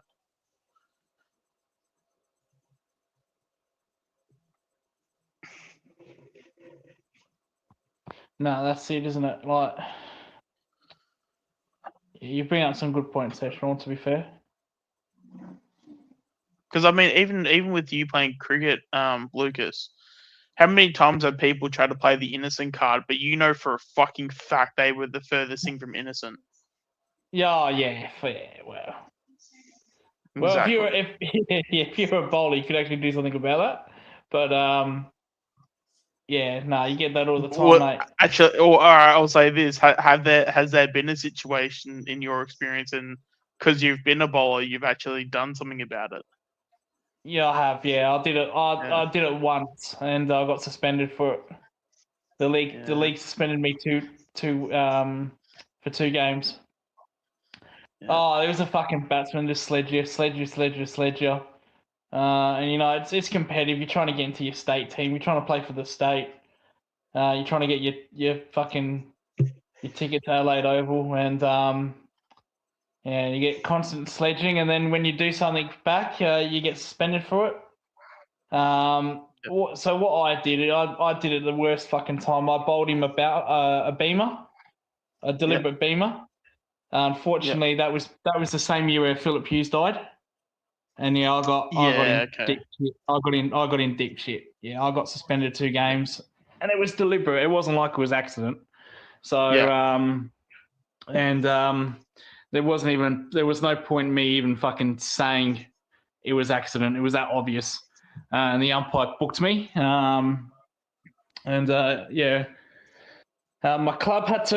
Me and my club went down there to the Saka, and they said, you get a 2-game ban. So for bowling a deliberate beamer, and they said it was very stupid, but it probably was at the end of the day. Do you think? But in terms of the Philip Hughes stuff, though, do you think you copped a harsher punishment just because it was the wrong place, wrong time? No. It's if you're bowling a beamer deliberately, that's the intent is to hurt. That's the only intent, No. But I'm just saying, in terms of the Philip Hughes stuff, though, do you think it was elevated because it was so fresh? To be fair, I thought they'd give me 3-4 weeks because of that. Okay. I thought because when the umpire booked me, you're still on that emotional high. You know what I mean? and then you call off, and then you're fielding at fine leg, and then it starts to sink in. You think, fuck, you're going to get 4 or 5 weeks here. And then when the club contacts you, you think, yeah, I'm gonna get harshly done here. And they gave me 2 weeks, and I thought at the end of that, I thought, fuck, okay. I was actually happy with that, to be fair. So I think they went a little bit lenient on me, to be fair. But no, it was something. No, I've never done that again. I've never done that again. So yeah, it wasn't a good thing to do. But yeah, it was just one of those days where you had to do something. You had to stop something from happening, and technically it worked. It worked. The batsman didn't give me shit after that for a little bit. So, but yeah, it was just a silly thing to do. But yeah, I was very fortunate. It was only 2 weeks because I thought it'd be fucking 4 or 5 or some shit. Because the act was just so deliberate. Like it was if you're rating it in tribunal, it was severe. It was deliberate. And all that shit. So yeah, 2 weeks. I was actually pretty happy with that anyway. And when I mean 2 weeks, because the first week we had a 1-day game on the Wednesday, so I missed that game, and then I missed the weekend game, the 2-day game. So really, I only missed one. Only the one game turned into a suspension for the midweek game, which I didn't care about anyway. I only cared about the 2-day game, but you had to play midweek games on the Wednesday. So I didn't really give a shit. I got suspended for that game, to be fair, and I only missed one 2-day game. So I thought I got pretty lenient with that one. So yeah, and in the end, didn't really like.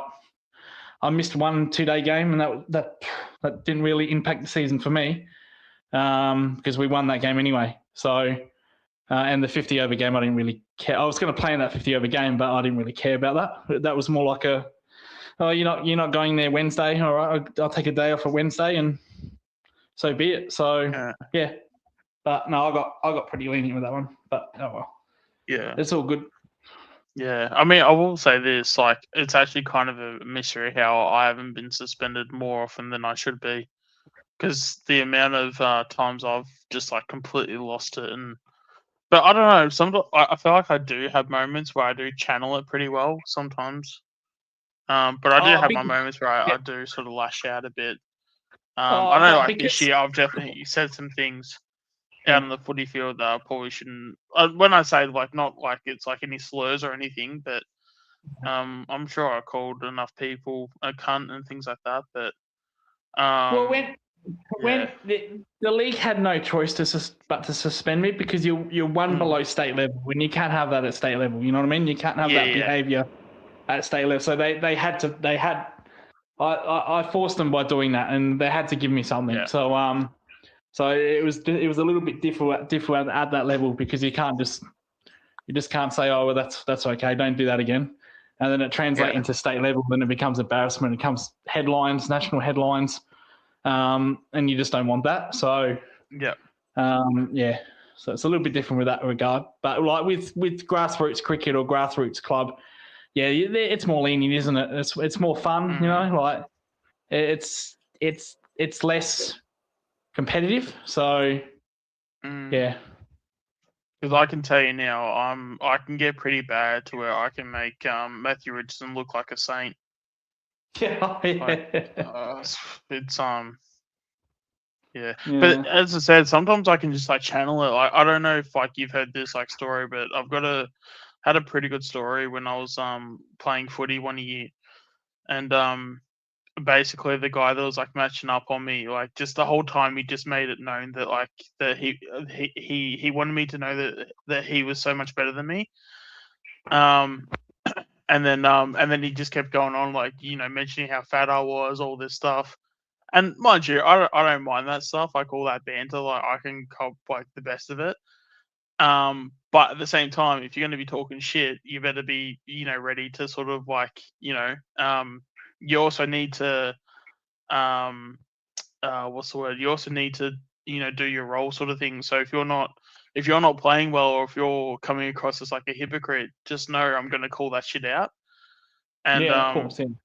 yeah, I feel like I've even said it on like Warbles and mixed streams like multiple times, but I don't know, it's just one of the just greatest fucking stories of all time. Yeah, so yeah, he's like calling me fat. He's like, calling me every name under the sun. And I just said to him, "It's like, all right, mate, like it's fair game now. Like if you have the ball, just know I might be slow and I might be fat, but if I run you down, it is on." And yeah, and then lo and behold, he was he basically got the ball in the back line, tried to like had the ball and like just free play, and I just caught him in the point where he just sort of there was just nothing ahead and he sort of stopped, and it was just I had that opportunity, like, oh, I can get him here, and I fucking tackled him, drilled him into the ground. And when he was like on the ground, I grabbed his like shirt and I sort of like shirt front him as he was on the ground. And I said something to the effect of like, how does it feel to be run down by a complete fat fuck? Or just like something to that effect. And I just remember just being just so like the adrenaline was pumping so fucking hard at that point. No, I don't play soccer at all. Yeah, I play footy, cricket, and I wouldn't mind getting back into basketball. Actually, that might be happening sooner than I think. But yeah, I'll see how I go with that. But no, footy and cricket at the moment. Yeah. What about you, Chris? What did you do? What do you mean? What do you do, mate? What do you play? You play anything? Yeah, I play games all the time. And I love playing video games all the time. I play like Assassin's Creed. I'm playing like Dying Light. Yeah. Heard of them, Lucas? Yeah, of course, mate. Yeah, I used to play Assassin's Creed Origins, the one that was in Egypt. Yeah, I've got that. Yeah, I actually finished that game, to be fair. So did I. So yeah, I'm aware of it. Yeah.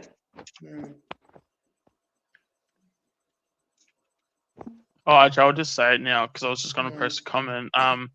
Yeah, I've never played for a Heidelberg team, MD. And if the football you're talking is soccer, I've had no interest in soccer. And I don't even think I played against a Heidelberg in footy, even through AFL. So I feel like Heidelberg is close enough, though. Not sure how far away that is. Yeah. Although I did play a game in North Ballarat this year, so that was a bit of a drive. It was like 3.5 hours. Fucking hell. Yeah. Ended up booking a hotel and everything and had a great weekend. You're going to do it well. I looked up that game you were talking about last night, Lucas, that game you were talking about, and I actually didn't mind that game you were talking about last night. Oh, Skyrim. What was that? Yeah. Oh, yeah, Skyrim. Oh, yeah. Yeah. Yeah, that's good. It's based off, it's pretty good. It's long. It's fucking long, but you got to level up process and create your own character, and you can have different bits of armor and that. It's pretty good. Pretty good. But once you finished it, it gets boring after a while. I got all the trophies, and I just understood the game. Like there wasn't much for me to do anymore. So he was talking about the Heidelberg Colts. Sean? Heidelberg Colts. Well, yeah, I never really played at Colt level anywhere. Played junior footy at the Basin. I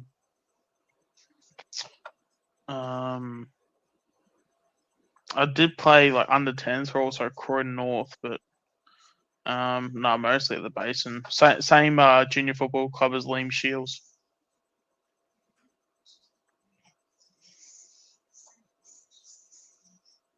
The Hawthorn. Did he end up playing for another club, Shields? Didn't he go to like a North Melbourne or something? from I memory. thought he did. Yeah, because he's a development coach there now, but could have sworn he went there for like 1 or 2 years. But yeah, he played his junior footy at the Basin.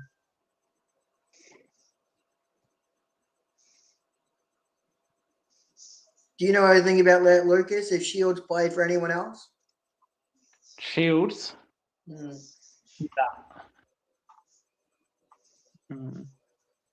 Not Yeah, that I'm there's aware been of, no. yeah, I feel like there's a few players that I've sort of, because I have been around a few clubs. Like I was at French Gully for a while. I'm at Ringwood at the moment. Like French Gully had like Jaden Stevenson. This guy didn't have too much of a career, but Sam Hayes, the ruckman at Port Adelaide, Yeah. played about, I don't know, 5-10 games. Ben Cavara went to the Doggies. He was a small forward for the Western Bulldogs for a couple of years. Yeah, there's a fair few.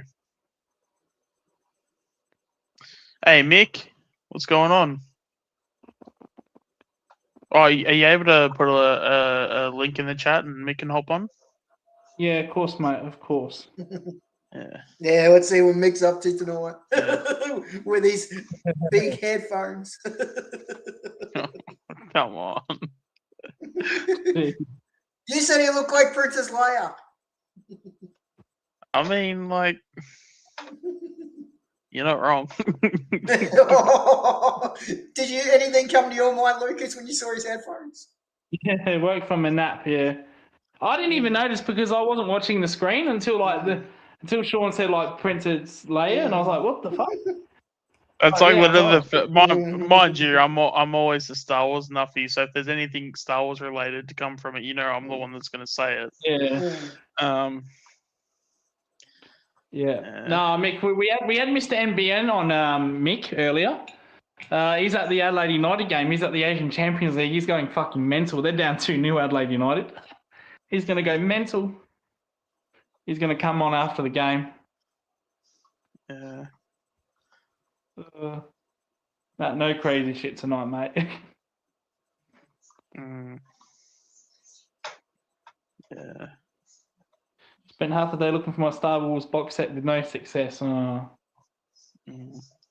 Oh, so Lucas, were you ever like a netballer for so whenever there was like the Australian team or in South Australian team, were you ever a netballer at any point?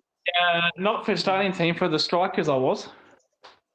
When it first started. Yeah. They gave me a 7-day contract. I declined it though. I said no because I didn't want to play. I didn't want to play T20. I didn't want to.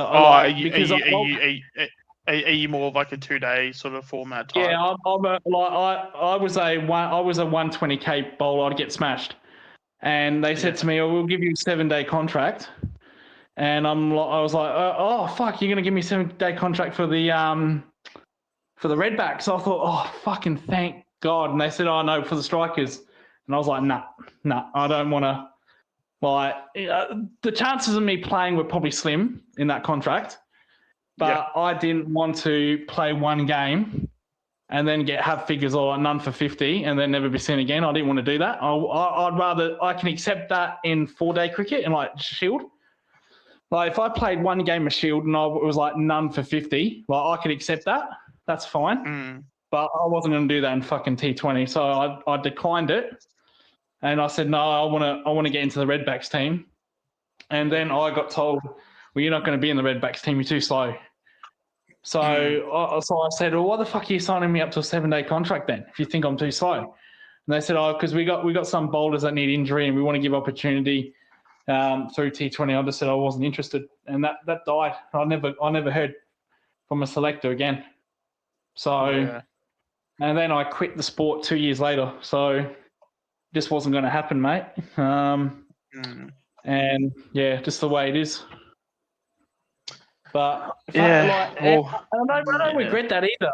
I don't regret that either. Like saying, oh, you took the knowing what you know now, you would have taken that Strikers contract. I said no, I wouldn't have.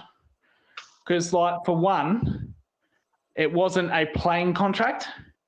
It was just a 7-day training contract. It was like like in the NBA, you sign. It's like a trial contract type thing. Yeah, it's like like a like a trial. 10-day. Yeah. Like a trial. Yeah. So it was like that. How long ago was it? This was when I was about 27. So about, how old am I? 33, 32, 31, 30, probably about 7-8 years ago. So this is when the Big Bash, like, it wasn't as big, like, and it's gone bigger and bigger. About 2019, you reckon? Yeah. Before that, probably 2016. So. That's 10 years ago. So. Yeah, I just wasn't interested. Like, I didn't, because there was no point, and they didn't offer me. I couldn't even say, "Oh, okay, yeah, I'm tempted by the money." They didn't even offer me much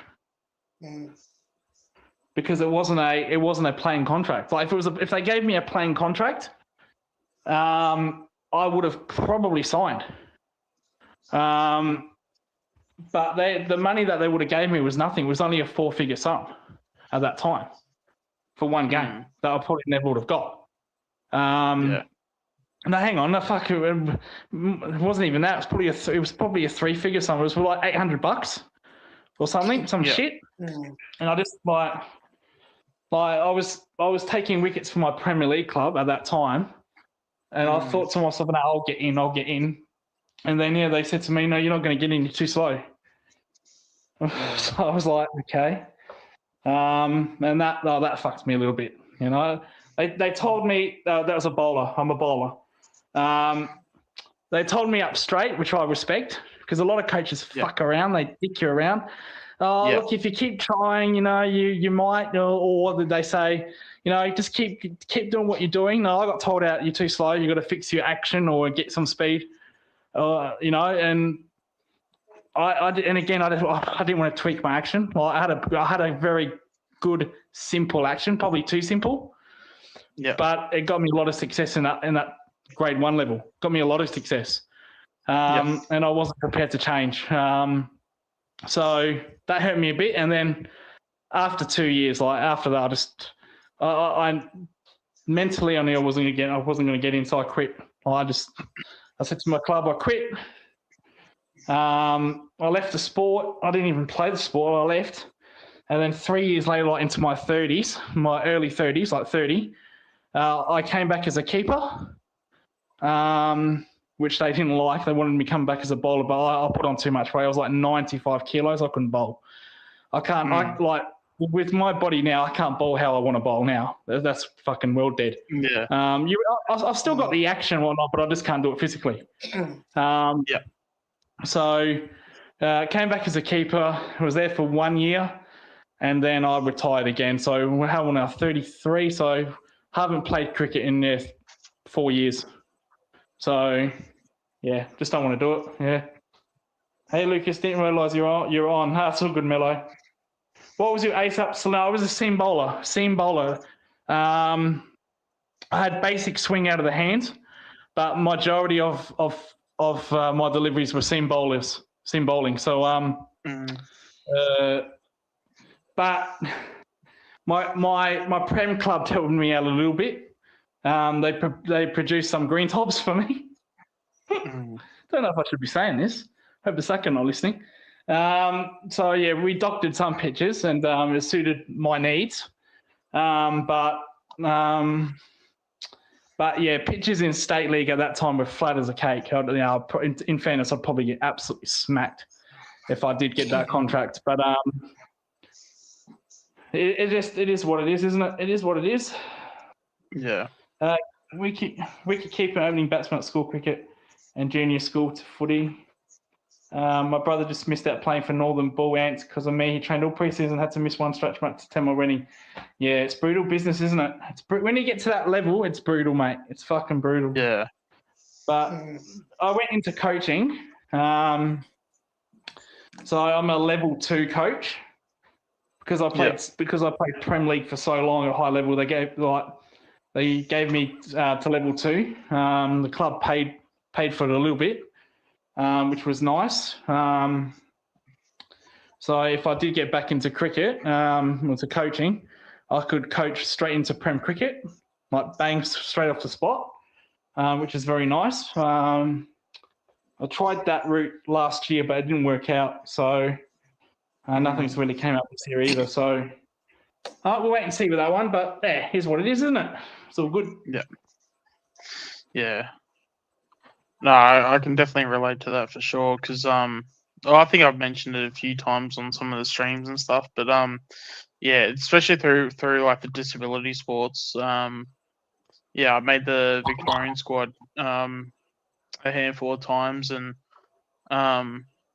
yeah, could have actually. And I don't know, you guys might laugh at this, knowing I've already told you guys that I've been 180 kilos at one point, but there was at one point in my life where I was actually in the process of being selected to play for Australia. And then basically I couldn't get picked for Australia because my IQ was too high. Oh, So there you fucking go. hell. I think you told this story once. Yeah. Oh, yeah, fucking hell. Very true story. Oh, that's stiff, mate. Yeah, and that's the thing. hell. I'm not. The other thing is that I know I'm not the only one. Like I know of people that have actually like left the disability sports like just overall because of it, because they were so heartbroken. And mind you, like I lost myself for a long time. Like I felt like I was lost for a long time because of it, because it was such a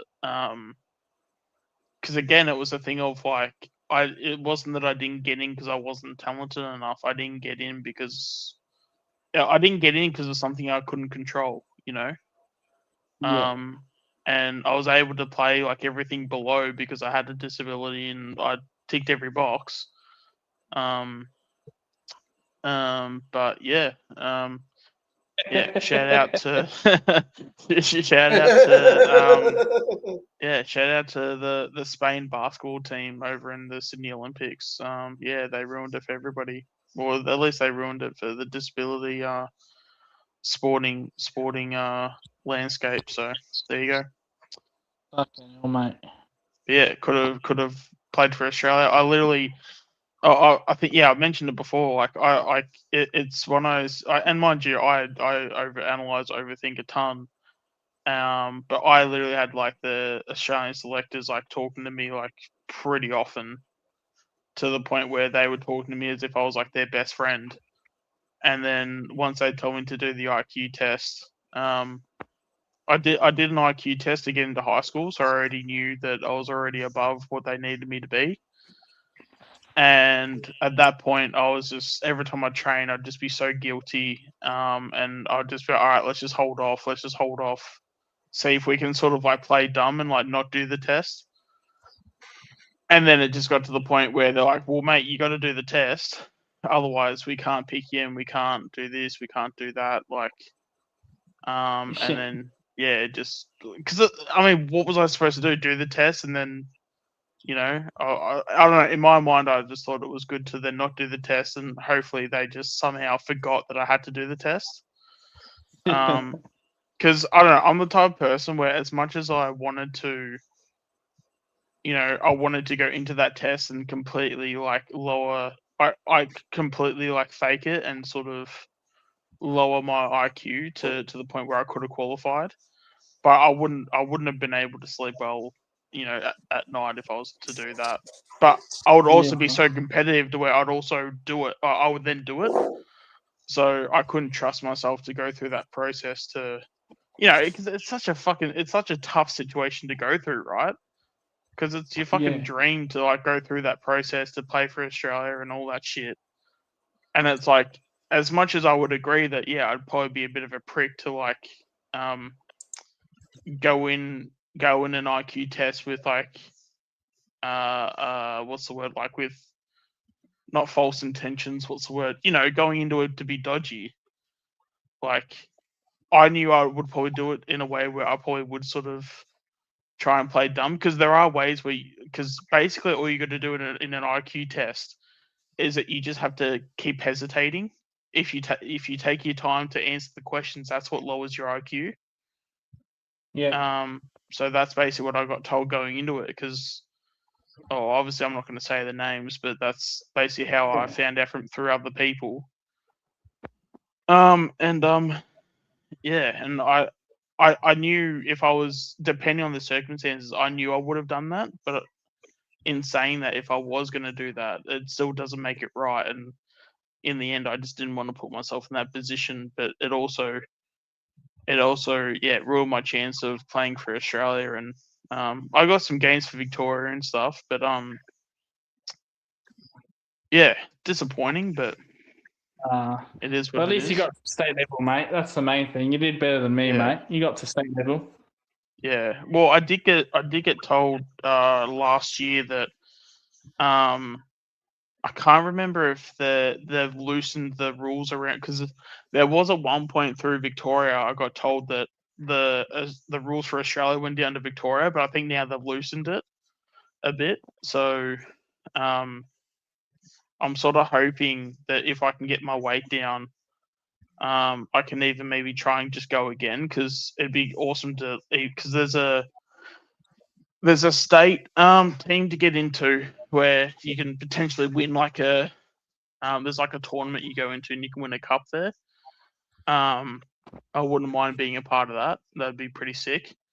So I don't know, maybe if I can put some effort towards that, maybe that could be a goal by I think the tournament's around January, February. So if I can lose some weight in the next few months and put my hand up for it, we'll just say, who knows, maybe I might be on a Stefanos.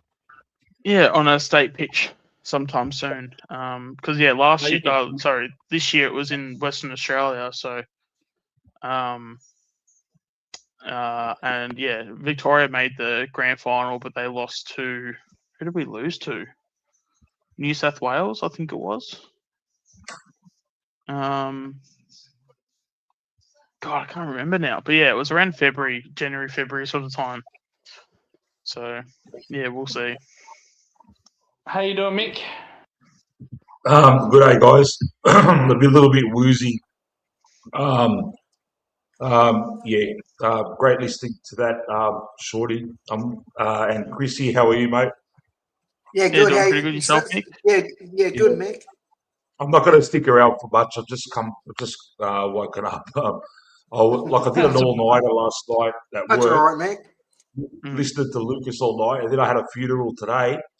And then as soon as I got home in the arvo, I just slept, and I just woke up now. But I just want to share. I just want to share something that I experienced today. So go ahead, mate. I was at a funeral. So it was my auntie, and there was a lot of people there. And like at the wake, we're just hanging around, just having a drink, and just talking and stuff. And one lady come up to me. She's got a disabled son who's kind of in his like 20s. He's in a wheelchair and he can't speak clearly. But anyway, the mum said to me, she listens to Magpie Army Chronicles, and she considers people like myself, Shawnee, Adrian, and Matt. The mum was saying to me, her son Billy considers us like we're mates, yeah.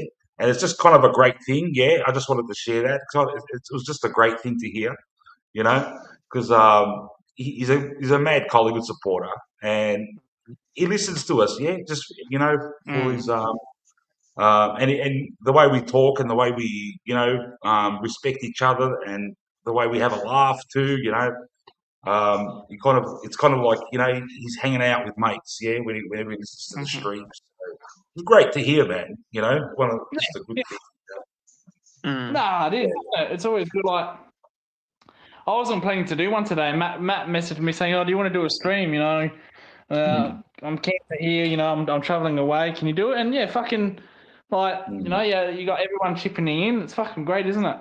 When you do that, when you make streams and like everyone's contributing, that's fucking great. 100%. Yeah. And I got his number. I'll text his mum and I'll tell him about this channel as well. Yep. Yeah. Oh, we had Mr. MBN on half an hour ago. We had Kiri on. Oh, how's he going? He of the smooth talking voice, mate. Yeah. Nah, mate, he's fuming, mate. He's actually fuming because he's at the soccer tonight, United. Adelaide United. So they're playing a Champions League game against some fucking Vietnamese team, and they're down 2-0. He's going fucking ballistic in the chat, mate. He's gonna come on after the game. He's gonna go mental. Yeah. Stay tuned for that. Yeah. It's only 2 minutes left to go anyway of normal time. So yeah, because I've been watching it on YouTube on mute. Yeah. Oh fucking hell, mate. What competition is this? Is this the Asian Champions League? Yeah, this is to get in the Asian Champions League. So this is at Hindmarsh in the city. So and yeah, we're not going to make it. We're down 2-0, so eliminated. Oh fuck. What's Hindmarsh like? Is that a good stadium? I think it's old and rusted. I think it needs a fucking upgrade. But yeah, Kiri goes there every week. He goes to every United game, and he says it's pretty good down there. So if he says it's good, no, it's pretty good. But I think it's a bit old. Like it's been there since when the A-League started way back in like 2004. Like it hasn't had any redevelopment since. It's been that same stadium that it's been like since 2004. Yeah. Like you know the same. You can polish a turd, but it still stays like that. Like they upgrade the seats every year and whatnot, but it's still the same old facilities as there was in day one. The government thought about making a new soccer stadium there, like tearing it down, but the funding fucking went down, didn't approve. So, but it would be nice. But Kiri still likes it. He likes the authenticity of it. So it was good enough for him. I guess it's good enough for everybody then, eh? Yeah. But anyway, look, I'm going to jump off. I just wanted to when I jumped on earlier and you said get the stream up for Mick, I thought, you know what, I'll quickly come up and just share that story. Yeah. But once I have something to eat and I'm a bit more fresh and a bit more not woke, a bit more awake. If Kiri comes on, I might have come back on and have a yarn. Yeah. Yeah. Yeah. Well, All right, fellas. 5 minutes. You'll be on in 5 minutes. All right. Okay. I just got to get something to eat, man. And, no, all good, mate. I'll try to keep him on, but I was planning to end the stream when he comes on. But no, so I'll keep him on. No, look, bit, mate. Don't worry about me, man. If I don't come on, I don't come on. It's just the ladies. Yeah. It's all good. Man. All right, legends. You have a good night. See you later. See you, Mick. See you, Mick. Yeah, I tell you what, those stories, like they never fail to hit you where it means a lot. That's it.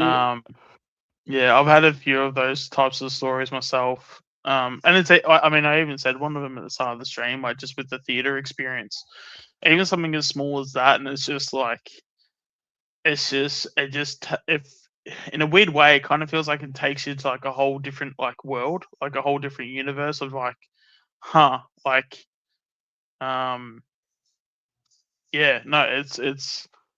I don't know, in a way, it's not that we do it for those things, but the fact that those things happen is just incredible.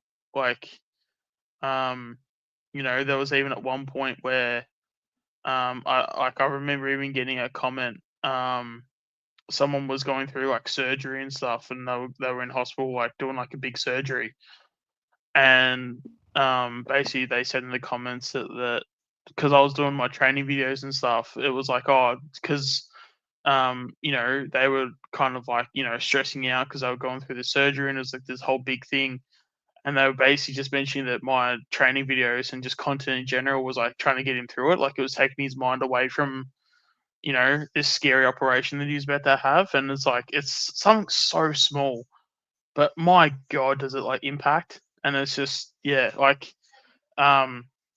if anyone like does like watch these streams and stuff, like, it's always incredible to like hear the stories. And again, it doesn't even have to be like the heartfelt ones. Again, even just hearing the fact that you've got like a theater experience, and like you're treating yeah, like the fact that I got told that like it was like a whole, you know, they had like a whole theater set up, and you know they'd go watch like all these like big movies on the big screen. You got the popcorn going and everything. But then, as well as these movies, you've got my training videos at the same in the same sort of context. It's like, God, that's just, it blows my mind that it's like, you know, you go from watching like, I don't know. I mean, we spoke about Star Wars at the start of the stream, and like, you know, you go from like a big like cinema experience like Star Wars, and then you go to watching my training videos. Like, it's it's like I know I'm like laughing and stuff, and it's like but it's so hard to get my head around it. And obviously it's a fantastic thing, it's a great thing, and like, you know, I don't want my laugh to come across as like, you know, demeaning or anything like that, of course, but like, it's just wild the fact that it's like, yeah, I don't know, to have like a theater set up and to have my videos play, it's just, I don't know, it's just like, it's like, no, like watch Star Wars. Like, you know, if you're gonna get a theater set up, like watch something good. Like, you know what I mean? Like, watch something that's like gonna be, you know, worth the money for the money you get for. My videos aren't that. like I tried to do the best I can with it, but like I can't compete with George Lucas and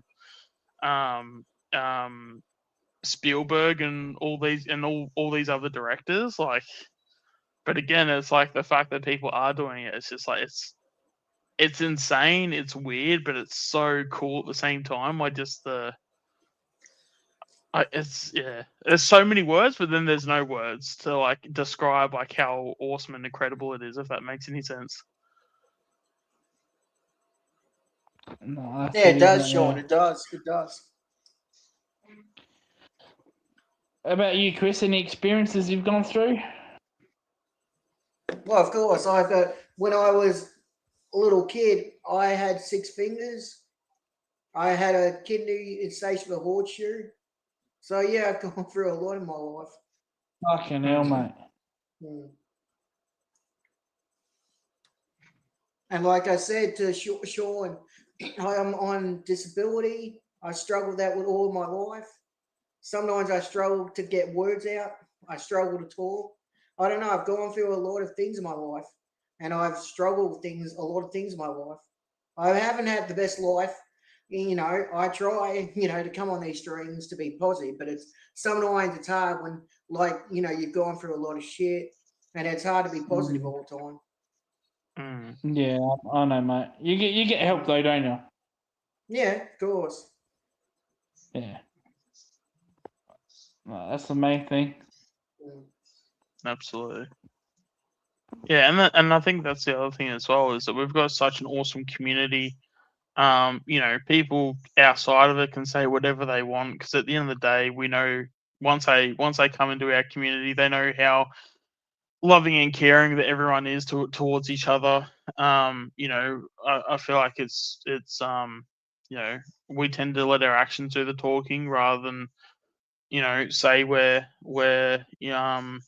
I guess I do a lot of talking, so that's a bit ironic, but you know, but I feel like we've got a really good community, and it's not just like words we just say and then we just move on, and then the community just happens after. It's like it's and then I think, as you guys probably know just through listening to me talk, like I don't say my words properly. You know, but at the end of the day, we're here, we're always putting our best foot forward, and at the end of the day, we're just I mean, obviously for us being, well, obviously myself and Chris are Pie supporters, Lucas Geelong, but we're all like footy fans here. We've all got a similar interest, and we're just here just sharing our passions, and and it's just awesome that we have this opportunity to connect. And I mean, even for Lucas being in South Australia, and Chris you're in Queensland, yeah? So it's like we're not even in the same state, but yet we can just hang out and just chill. Like, that's pretty freaking awesome that we have that opportunity. Yeah. Like all around the world, like that in Thailand, you know what I mean? Like, fucking hell. Yeah. Yeah. Hello, Dad. How you doing, mate? Good evening, everyone. How are you? Hey, Des. Doing pretty good. How you going, guys? Yeah. So don't let me stop your conversation. I'm just on a little break at work, so I'll jump on and don't know how long That's all it'll be, good. but probably 15 minutes maybe at best. But yeah, didn't realise you'd be doing anything tonight. But yeah, No, keep this talking, was guys, if you want to keep talking. no, Daz. This was Matt's idea. Matt gives all the credit. He said to me, "Do you want to do a stream on board?" And I was like, "Yeah, well, I'll do one. I don't need you to do one on Tuesdays, but I'll do one." And yeah, with 3 hours in, or almost 3 hours in, I'd probably end it in the next half an hour. But no, it's been Yeah, good. that's all It's right. been great. Good. What do you think of the new deal to Butters, Daz? You're talking about the one that was put or released, or the media mentioned it yesterday, or something's come through today? Correct. So what? Yeah, Collingwood the have 8 posted years, 8 years, and and whatever it was money. Yeah, 1.8 over was 8 it? years. Yeah. Yeah. Okay. So we know we understand Richmond are going to around about 2 mil, I think, over about 7 years or something like that, from what I remember.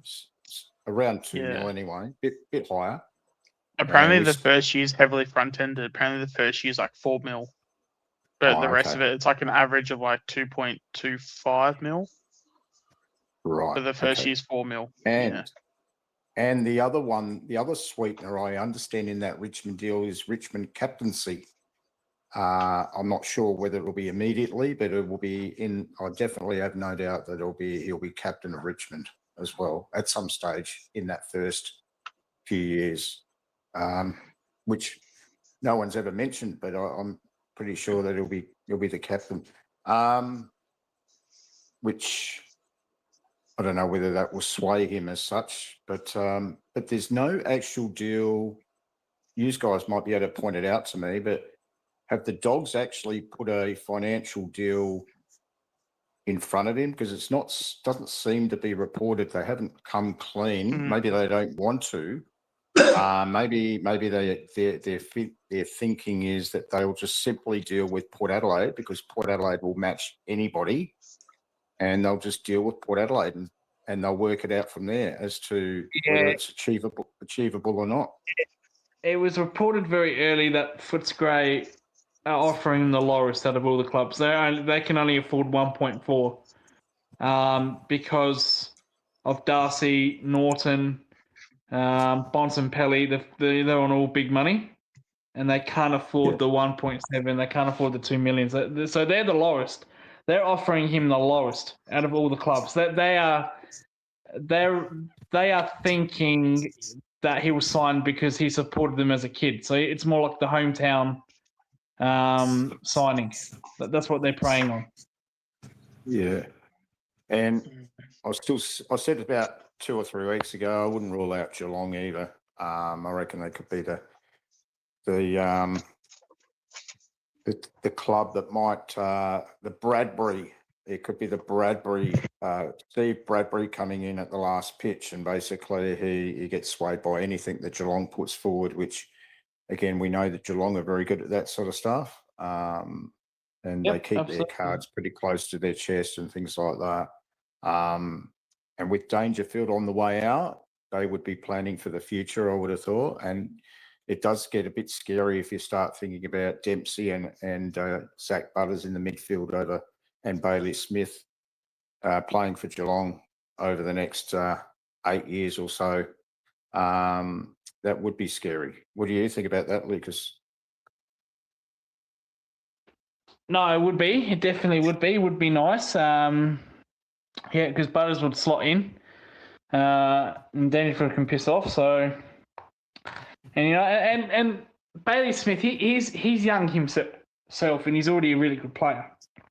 So, with Bont, he's already in his prime. He's probably got 3 good years left, if that. So that's very limited for Butters. And and if he goes to Collingwood, well, he's got Dacos there. So and Richmond, he'll by himself at Richmond. But at least with Geelong and Collingwood, he's got something to work with. He's got some good players down there. Max Holmes down there for Geelong. So he's got some very, very, very good players.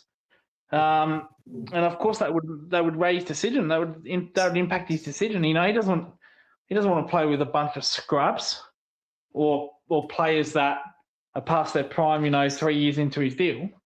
So of course he'd want what's best for his longevity as well. And let's be honest, Daz, Marvel is not that stadium. Like, Marvel's fucking awful. Why would you play there, Daz? Why would you seriously play there week after week? Yeah, most games at Marvel, obviously, they'll get about. They do play the odd year at the MCG when they play maybe Carlton, maybe Collingwood. It doesn't happen often, but the occasional year. And it's all Collingwood supporters, Carlton supporters will be rocking up to that one anyway. So if they're going to get 70,000 people to 75,000 people, it'll be mainly the Magpie supporters anyway turning up. Now, I'm a little bit incensed, and I can't work it out, but it's not surprising that I actually heard Jack Riewoldt, former Richmond premiership player, not unusual to have a premiership great like that, come out and back his former club, saying that if Zach Butters went to Richmond, it would be the start of a dynasty, and he would be playing with another dynasty with Richmond. What do you think about that comment? That's an extraordinary comment when you don't even know these kids that they've got, and they're like majority of them are under 21, as to whether they'll be anywhere near as good as what the Richmond team of through 2017, etc., where they won that 2017 premiership and then went on from there. They had very, very good players. Dusty Martin, of course, Trent Cotchin. They had good forwards. They had good defenders. They're pretty much absolutely chock-a-block of really talented, very good footballers. But that's a big statement. Did anyone hear what he had to say on Fox a few days ago about why he should go to Richmond, Zach Butters? Yeah, go ahead, Sean. I'll let you answer this.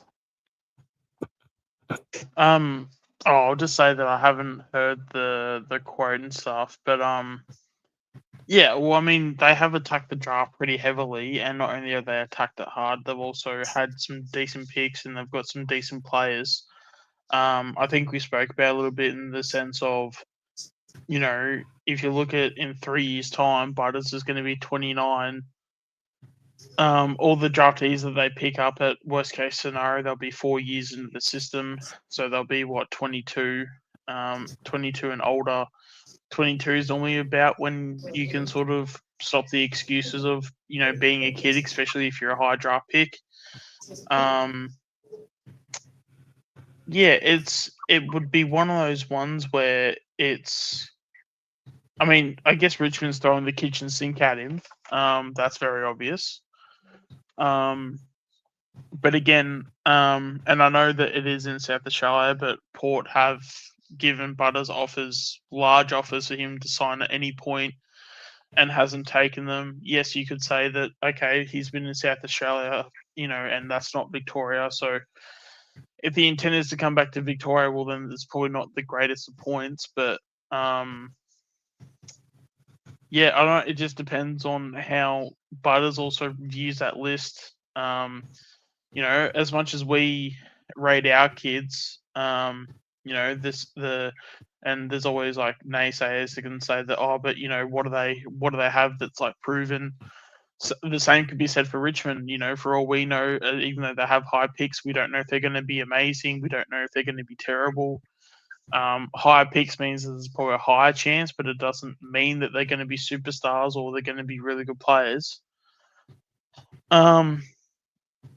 Yeah, and is Zach Butters willing to take a gamble? Is he willing to sacrifice potentially 3 years of his career for not being a contender to then being in a team where he contends for 3 or 4 flags by the time we say 35, 36?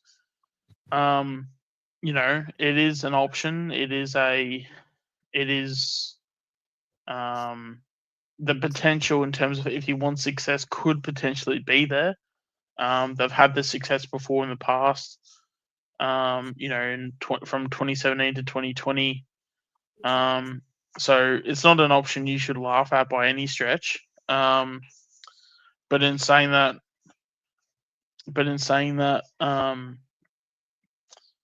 yeah, it's just a matter of you look at the other options, like, even with, like, say, like Geelong's got a very, I don't know, I feel like this might sound a bit sort of not great, but, like, it kind of feels like they don't necessarily have a list to sort of win you a flag anytime soon.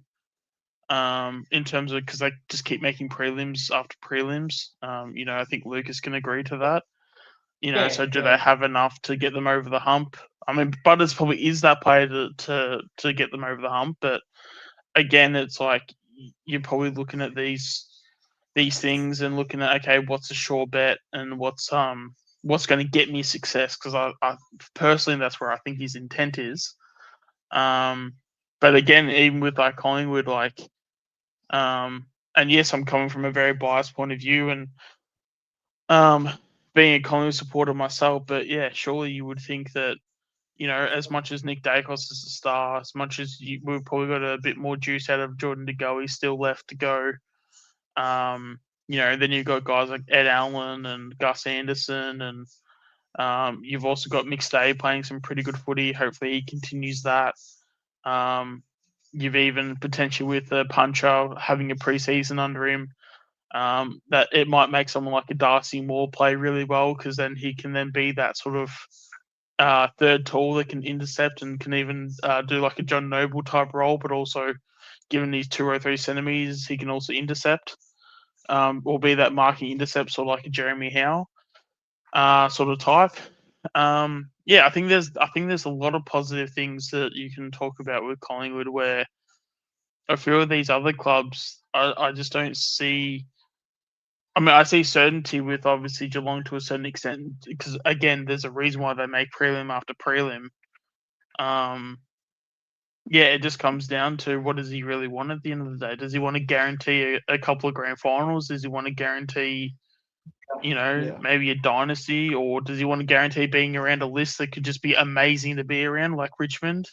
If all those kids come good, like, there's so many things, so many options he can pick. And it's just a matter of which one he picks.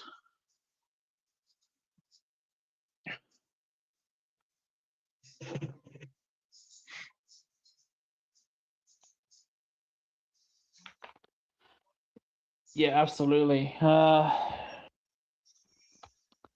I think, like, I just don't see why you'd want to play for Richmond at this point in time.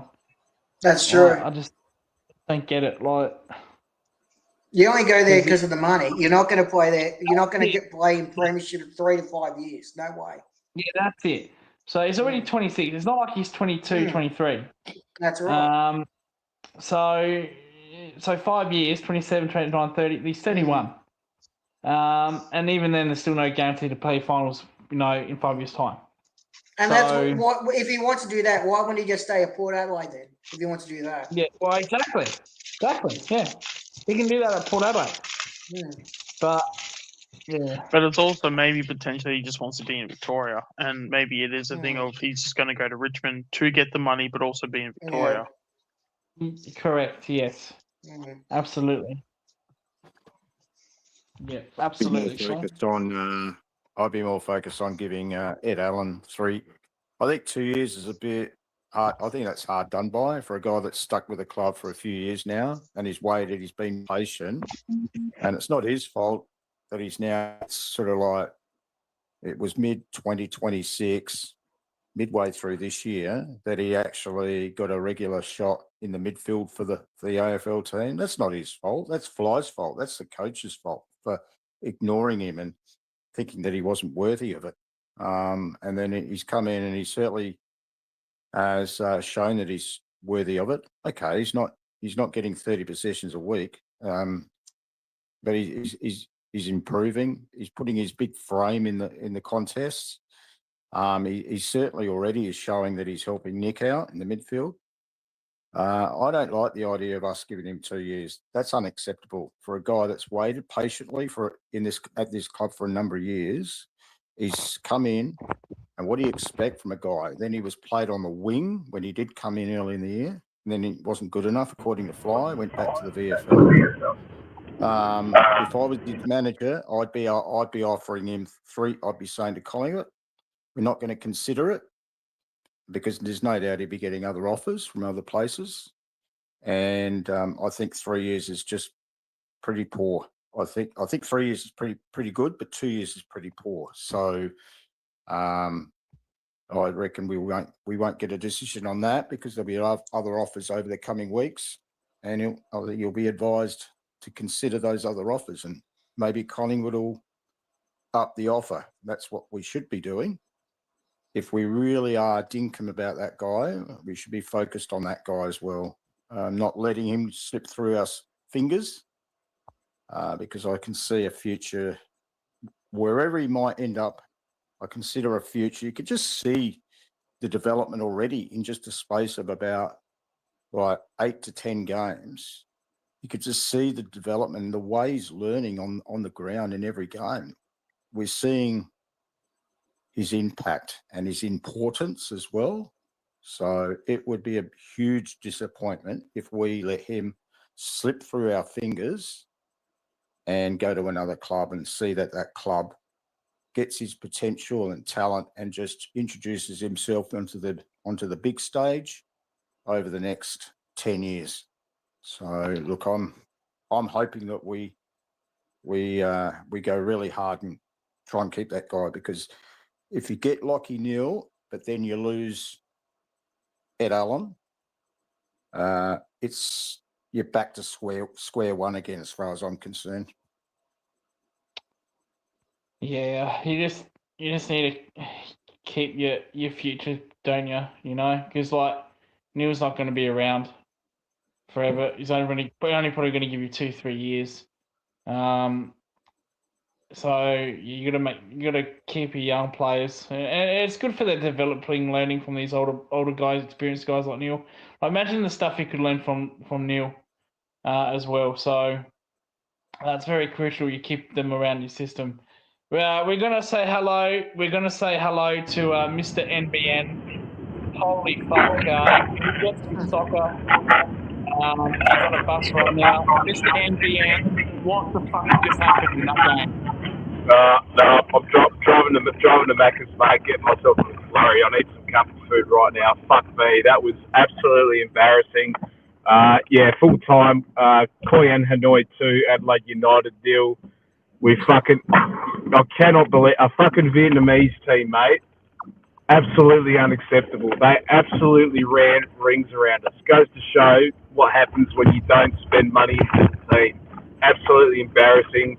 The Red Army in the stands, they've been wanting the owners to sell the team. Enough's enough now. We're playing Asia Champions League 2, but what's the point, Lucas? What's the point? We're not going to make it out of the group stage. We're going to finish bottom. No point. We'll fucking lose to a Cantonese side, you know? You'd be playing teams against India and Pakistan. Yeah. And they'll fucking thrash us 3 or 4-0. Absolutely embarrassing, mate. We need a new left back first of all. I'd rather bring Ryan Kiddo out of retirement. That Crawford. Mate, that Crawford was as fucking useful as tits on a nun. Not good enough, mate. He's not fucking good enough. I haven't played the game for fucking nearly 10 years, and I could defend better than that, though. Seriously. Oh, that's pathetic, mate. Absolute pathetic garbage. Our midfield couldn't even pass the ball in the fucking final third, mate. We can't even string 2 or 3 more passes as well. And I don't know if I said this earlier, but former Adelaide United captain Stephen Moore was playing for Hanoi as well. Every time he had the ball, we were booing at him, and but fuck me, all of our players just kept passing it to him. Like he was still part of the Reds, mate. Like fuck's sake, absolutely embarrassing. He's going to have a field day on 5AA tomorrow because he has a soccer show as well. That's Stephen Moore. I don't know if he still does, but oh, geez, Nah, that was. I was And gonna. like I said, no striker as well. Goes to show, you know, like I think we did fuck up letting Luka Jovanovic go to the MLS. We could bring. I'd like to see Archie Goodwin back into the side now. He's not even getting any minutes for the team. I forgot which team he's playing for in the MLS side too as well. Or Hiroshi Ibasuki, the Japanese striker, we could have used his services tonight. Yeah. Yeah, we had no one up there. Bloody Juan Muniz was up there. Your man Johnny Hill was up there as well. But gee whiz, it's fucking embarrassing, mate. And it's what a waste of $30. Seriously, you charge that for that price to watch that. I've seen more of a heart with our grand final losing teams. Yeah, that team that lost to Melbourne Victory 6-0 in that grand final, they showed more heart than what these bricks did tonight. Oh, mate, this was one of the worst losses in the club history. This was embarrassing.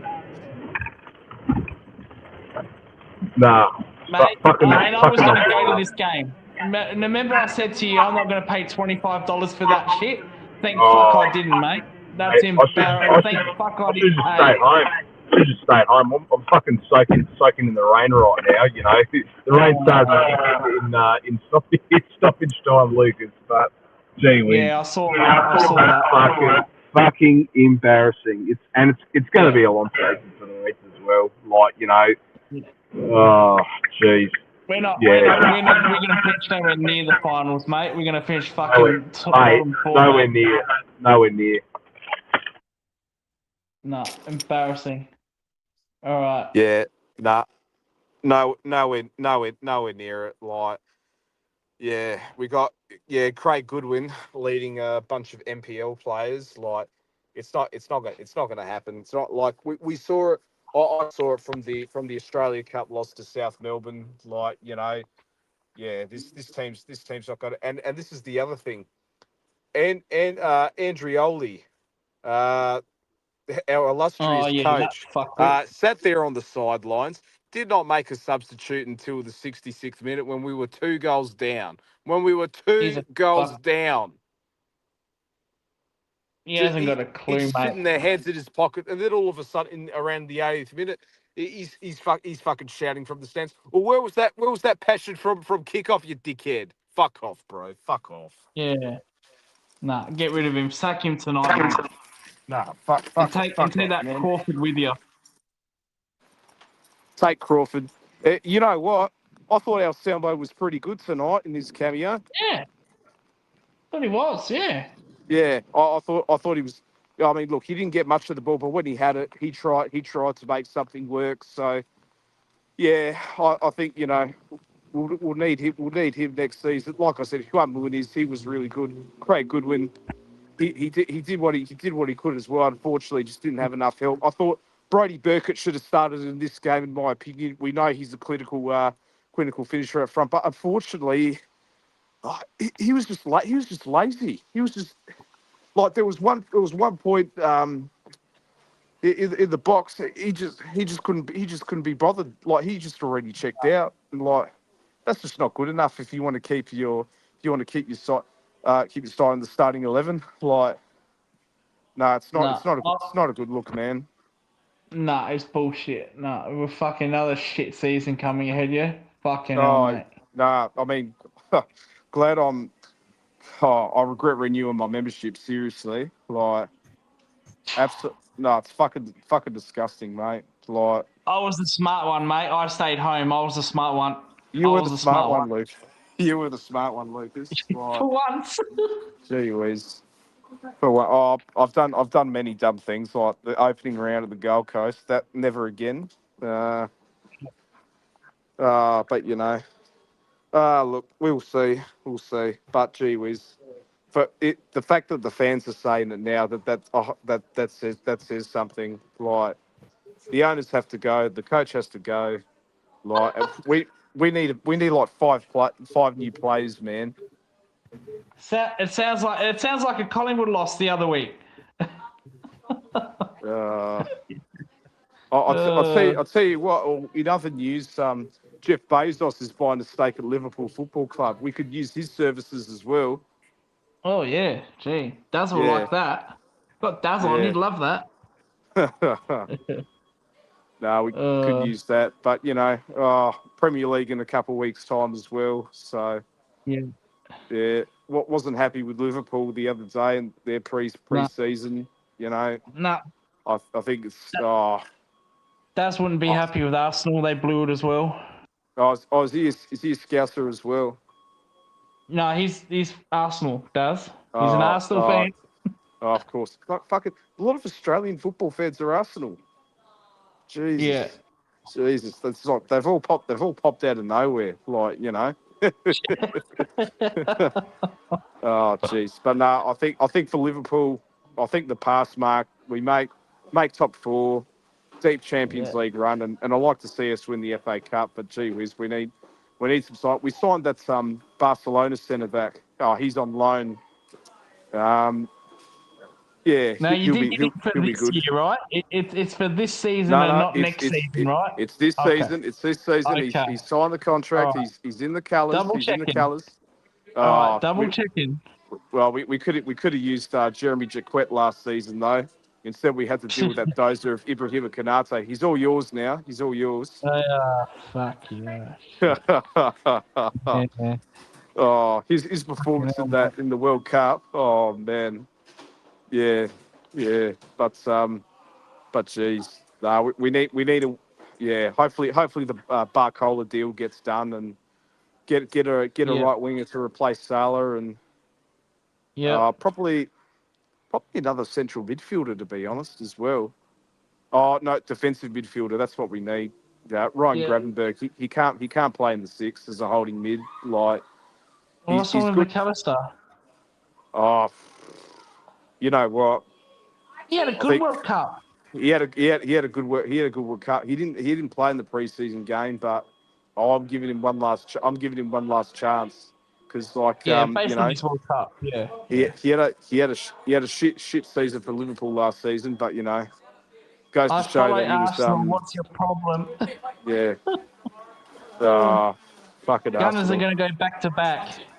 Well, they won't win the Champions League, that's for sure. You can win the Premier League again. I don't care, but bloody another Champions League choke. We will be there no matter what. Yeah. But fuck! What a shit night, eh? Thank God I didn't go, mate. Nah, disastrous. Absolutely disastrous. And good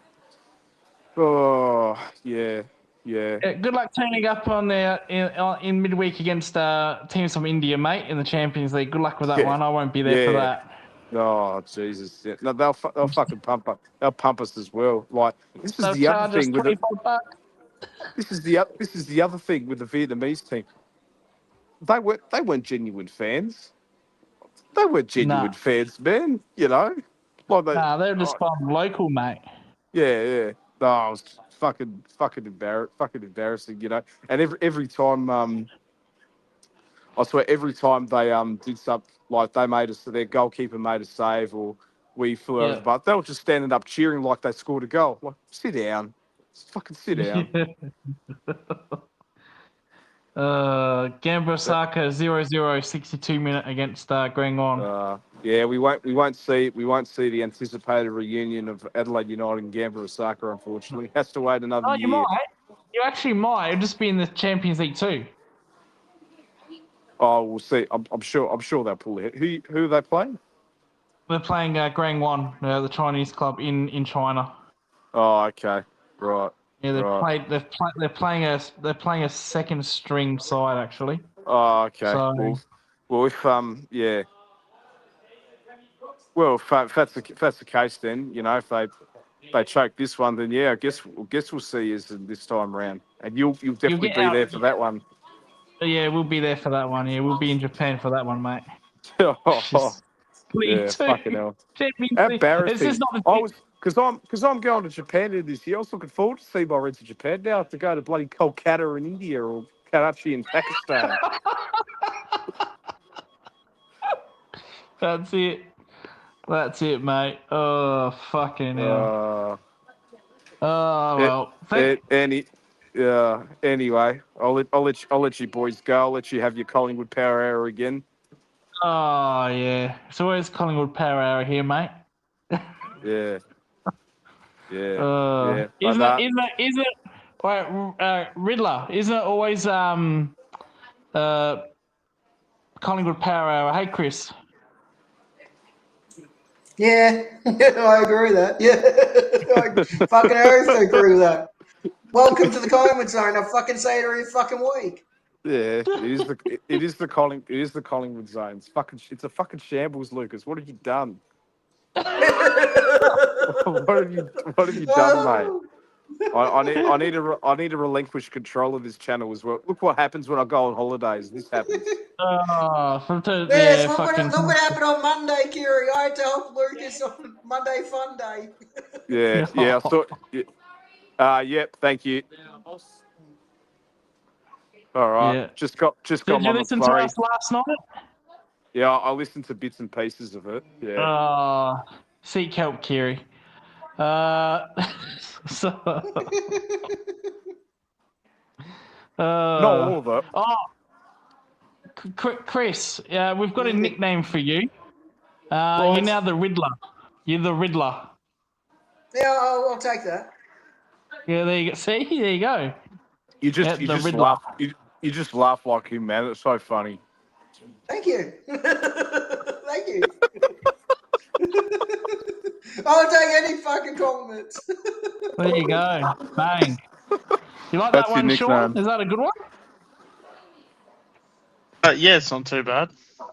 There you go. Have you got one for Sean, Lucas? You got one for Sean? No, not yet. No. Well, no, he's got Greatness. He's called Greatness. That is his nickname. Greatness. No, that's just my legal name. That's just. That's right. That's right. That's right. Yeah. That's his. That's why he put his name on the census. Ultimate Greatness. Yeah. I think we might have to. I think we might have to pick a few nicknames for some of the others that come on from time to time. And Lucas, you're included. Just can't get away with Lucas. We've got to get a nickname for Lucas, guys.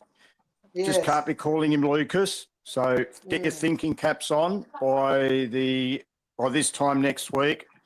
Let's see if we can put our suggestions into the hat and come up with a nickname for Lucas. Could think of one. I think Kiri could think of one for Lucas. Well, we do know that his burner account on Twitter is Wizard Enjoyer, so we can call him the Mr. Wizard. You like that, Lucas? You like that?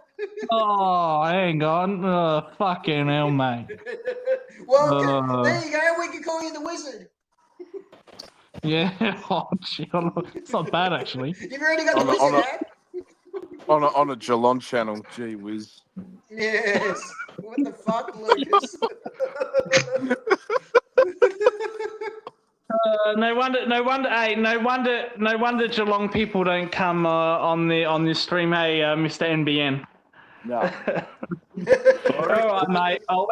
I'll let you go, Mr. NBN, and enjoy your shower on the way back, champ. Yeah, no worries. Any final thoughts, mate? Any final words? Like I said, it's going to be another fucking long season, and I'm going to be supporting the Adelaide 36ers full time this summer. Fuck this club. Fuck the Reds. See you later. Yeah. Fuck this club. Yeah. Yeah. See you later, mate. Fucking hell. Is there actually two soccer clubs in South Australia? No, just one. Just the one. Oh, okay. Yeah, Melbourne has two. Well, Melbourne had three. But they've got two now. And, yeah. New Zealand's got two. Perth has got one. Sydney have got about three. And Brisbane have got the one. Queensland have got the one. There you go. We know there's a naked chef. So how about the naked cat for Lucas? Seeing that I know it, Daz. I like that one. we often see him with his shirt off, and maybe that's all. Maybe he does. We don't see the bottom half, so maybe he is the naked cat. Maybe he is the naked cat. We're only seeing the top half with the beanie on his head, so maybe, just maybe, he is the naked cat in real life. We're going to go with that until someone else picks something better. I'm locking that in too. I'm with Daz. The naked cat. Yeah. The naked cat, fucking hell. Wait, mate. isn't there? What's the breed of the naked cat though? There's like a breed where it's like the fearless. Oh, what is it called? What's Void's cat? What's his brand? Void, if you're still running around, mate, what's your cat? What's the breed of your cat? And same with Matt. He's got a cat. Yeah, Matt's got a cat. Yeah, Matt. Matt and Void, if you're still around, what's the breed of your cat? Some of those cats with like the hairless cats. I don't know what they're called, but they are ugly cats. I'm not saying you're ugly, Lucas, but they are hairless.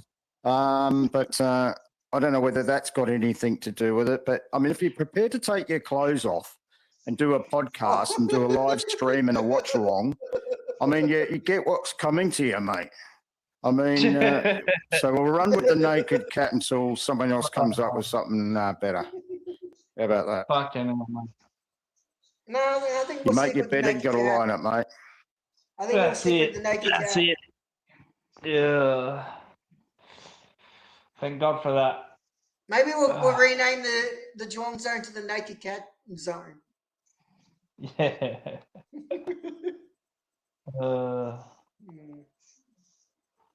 No, fair enough. Or Alley Cat Lucas. Alley Cat. Oh, Alley Cat Lucas. Okay. Yeah, that's a good one. You're Tomcat, are you, Lucas? Yeah. You're Tommy?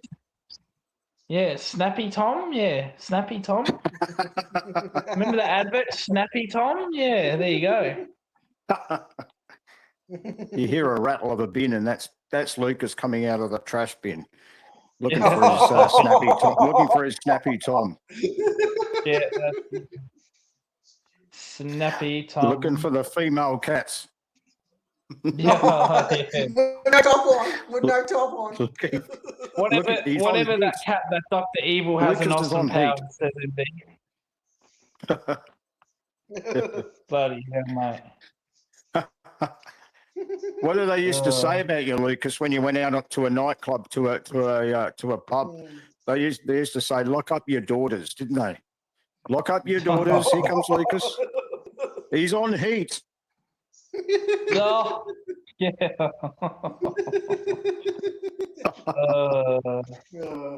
Well, What you used to wear, mate? What were you wearing when you went out to those nightclubs, trying to attract the female variety? Were you wearing your beanie? yeah. Where did you have the beanie? Lucas, this is just your hour now. Mate, We're tuning into your hour. You're not lining up now. Mate, I went to this 90s club 2 months ago, and Footscray and Carlton were playing, and let's just say a lady came up to me and says, "You want to dance?" She was in her 30s, and I said to her, "Look, I'm watching Footscray and Carlton. How about I do it after, mate?" And I came back, and she told me to go get stuffed. Yeah, not good. Just playing hard to get. Lucas. Yeah, Just playing hard to get. Play hard to get. yeah, no, it wasn't. No, I just wanted to watch. It was a close game. I just didn't want to. I wasn't. Well, in my opinion, when a girl comes up to you, you think, "Fuck the footy, go with the girl." As soon as you saw, Was it that girls aftershave talking or to you and something, you thought, Lucas? "Fuck the footy, I'll just go and be with the girl." Yeah. Well. Now I know how Carlton fans felt during the start of the season. You still wish they were shit. What would be if you I'll ask you this, Lucas, have you been to one of those. What do you call those? I've never been to them, but you go and you jump from chair to chair to chat people up to speed dating. speed dating. Have you been on any of those? No, but fucking funny you should say that, Daz. Mr. NBN Kiri, he does that every Thursday night. He goes to no. I'd like to see you. No, I'd like to see no, you. fucking yeah, but he lives close by. Like he lives on that side of this. Like I can't do that. But We'll he get goes you. every We'll week. get- So Yeah, we'll get you to go along. I reckon. Yeah. How did Mr. wanna see- M go? How did Mr. M go with netball with that girl? the netball with that girl. No, he Yeah. did it right actually. To be fair, but it doesn't work because he's been going to speed dating for a fucking year now and he's still going. So it hasn't worked for him. Well, maybe we should get you so- on there, Lucas. We'll get you on there. Oh yeah, we might do a live stream from there. See how we go. Yeah. That would be interesting. Yes, it would. Yeah, it would be actually. To be fair, jeez. Yeah, fucking oath it What would. would you? What would be the first thing you'd say to that? If you're on like tonight, if you're on a speed date tonight, what would be the first thing you'd say about yourself? So she said to me, "What's your great quality and what's the best thing about you?" I probably would say that I'm an easy, outgoing person that listens to people and stuff like that. So I can't even fucking. Welcome to the Lucas Dating Show. Yeah, no, I'd say in seriousness, I would say that I'm pretty easy outgoing. I like to think I'm a genuine person and care about people and stuff like that. So, see how we go from there. But yeah, in those speed dating things, you only get 2 minutes. That's about it. 2 minutes per chair. 2 minutes. Yep. Makes you wonder what can you actually achieve in 2 minutes in regards to saying enough to please somebody from the opposite sex or whatever. What is it that really would entice them to know more about you? It would be a hard thing to do, wouldn't it? I don't know. I mean, you should. I mean, I don't know about you, but 2 minutes is a pretty long time for me. Yeah, it might be for me. Probably people tell me to shut up after 1 minute, I reckon, anyway. But I wasn't talking about that. yeah, I think it'd be a hard thing to do. I think I should have asked Kiri, I suppose, shouldn't we? But regardless of all of that, but Sure. Come back. We should have asked him how he went at the netball. We should have asked him how he went in the netball. Yeah. If he's been doing it for a whole year, he must feel that he's getting somewhere with it, surely. Because I'm the sort of person, if it doesn't work after a few times, I reckon I'd drop it. I don't reckon I'd continue. If it was me, I'd probably say, nah, that's not for me. Well, he's been doing it for a year now. Oh, here you go. Here's Peter. Here's Paul. He'd tell her to wait. I'll talk to you when the Indonesian handball game's over. It's a close goal. Oh, yes. Very humorous there, Paul. Very funny, mate. Welcome to the Lucas Dating Show. We're trying to get fun with Lucas. this topic. We're trying to get Lucas to hook up with a girl. We're having fun with this topic. Yes, we are. Yeah. Oh shit. Hi, my name Sean, is you got Ty. anything to add to this? I vote for Geelong. Sean, anything to add to this? I just had the Yeah. best joke of all time, and I feel like it went over your guys' head. No, Like, you guys were what talking was about the lasting joke? What was 2 it? minutes, and I'm like, yeah, What was 2 it, minutes is Jordan? more than enough for me. What was it, Johnny? I literally You just said- said it. Oh. 2 Because minutes. you guys were talking about 2 minutes to talk about, and like all that stuff. I was like, oh, 2 minutes isn't a long enough time to be satisfied in these situations. I don't know, because for me 2 minutes is plenty of time. Mm. You got anything to add Yeah. to this Lucas dating channel? Would you tell them you own a wizard hat, Lucas? Fucking hell. No, tell them you own your own show. Yeah. I go naked on my live streams. That would attract them. I go With naked. a beanie covering my penis. I go naked on the live stream, but I don't have an OnlyFans. Fucking hell, mate. Yes, but Just a brand. big girls, beanie, just I a take big the beanie. off That's for all. you. I take the beanie off for you. No. Fucking hell. The naked If I cat. had, Paul, if I had money on it, I probably fucking would, you know.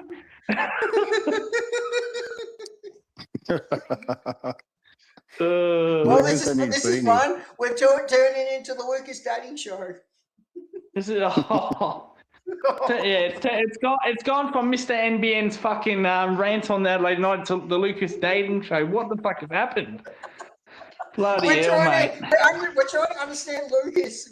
Why the girls haven't gone for Lucas. We could almost. Just don't mention your Hogwarts wizard. I love the one Paul just wrote. I'll tell her if you like the 2 minutes, how about you come back to my place and give it even better 2 minutes? Oh, thank you, Desalenko. Yes. But Oh, we get shit. what, Lucas? It's starting to get late. So this is the type of hour you can start talking about this shit. No, this is too early for this, mate. This is only 9 o'clock, mate. This is fucking hell, mate. No, it's 10 o'clock if you're here. hot, It's 10 it's o'clock. probably too much. It's 10 2 o'clock minutes here. is about your peak, isn't it, Lucas? With everything, your 2 Yeah. minutes. It's like 2 minute noodles. 2 minutes. You're good for 2 minutes, and that's about it. 2 minutes, no matter what. You don't surpass 2 minutes. So maybe that's something that we should actually take notice of. Take great look. Hang our hat on that. The fact that you're very good under pressure for just 2 minutes. So Oh, I reckon that would be great. Great line to start with on Lucas and on Mr. 2 minutes. 2 minutes. No matter. And I host this I peak at 2 minutes. with a wizard hat. it's I the host 2 this minutes. long show with a wizard hat on. It's the 2 minutes. Jeez. Yeah. And I do the stream butt 1 naked. minute. And I do the stream butt naked. Bloody hell. Oh dear, oh dear. Paul, Do you have you have a few minutes coming on, mate. We'll get you on, Paul. Do you have a beanie for every day of the week, Lucas? Or you wear the same beanie? Oh, mate, I've got a few. I've got a few. Do you give it a rinse? One of my Do you give it a nicknames is rinse? Noodles. It's all based on 2 minutes. Do you give it a Fucking rinse? hell, mate. Do you give it a rinse, Lucas? Do you give it a rinse? Do you rinse your beanie out before you come on Oh. with your naked streams? Oh my god, yeah. Oh. Never get a good wash. Got to give it a good wash No. and rinse. Mm. Yeah, fucking hell, mate. Well, it's the only thing people see, mate. They don't see anything else. They only see your beanie on your head. Yes, I agree with this picture of you and a beanie on head on your head.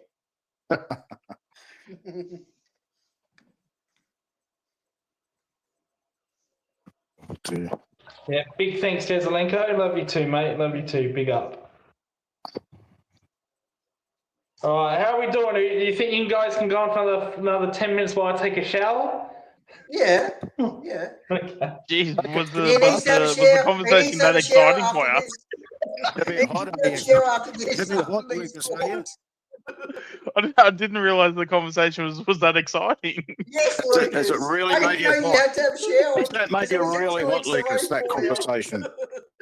Yeah, gee. Well, this was supposed to be only a 1 hour stream, but we've gone 3 hours, so I thought, we might as well go for another 15, 20 more. Good work, Lucas, guys. we Bet didn't know for you me. needed. Lucas, we didn't know you needed to have a shower to cool yourself down. Sure, yeah. Uh, Make sure you give it a good watch. Make sure you give it a good watch, Lucas.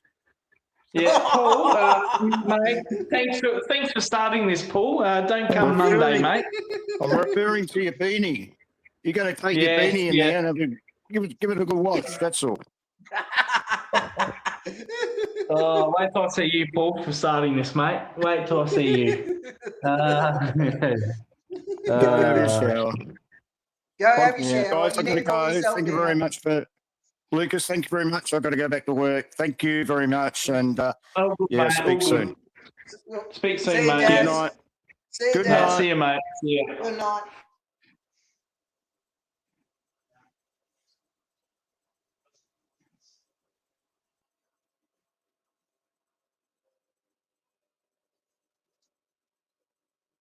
Ooh, are we still up? Yeah, I'm still here. Is Lucas Yep. still here? Yeah, what a time to come on. Use the wizard hat as a shower cap. Fucking hell, mate. What, Lucas? We That's what, the. you're I mean, wearing- yeah. yeah. I do. I mean, technically, you do have to get some use out of it somehow. So you might as well. True. Yeah. I'll go on for another 20 minutes, and then when I come out the shower, I'll end the stream. So you guys just talk about what you want. Talk about what you want.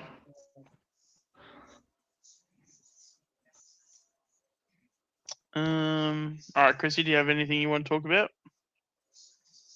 Well, what are you expecting from when we play Hawthorn? You think, like, what are you expecting from the game? Oh, I think they're gonna absolutely tear us apart. Like, I wouldn't be surprised if they beat us by 40 plus. That's what history says, and yeah, wouldn't surprise if history repeats itself. Well, we hope not. Well, I mean, I hope not too, but it's yeah, every time we come up against Hawthorn, especially in a match where we don't necessarily need to win, we always seem to not play well against them. Yeah, I agree. So I feel like that's just going to be another theme Mm. where yeah, we're just going to probably be in for a game where we'll probably lose by about 40. It'll be one of those like I don't know if it'll be like a horror loss. I don't think. Hopefully, it's not as bad as the Geelong loss, but Yeah.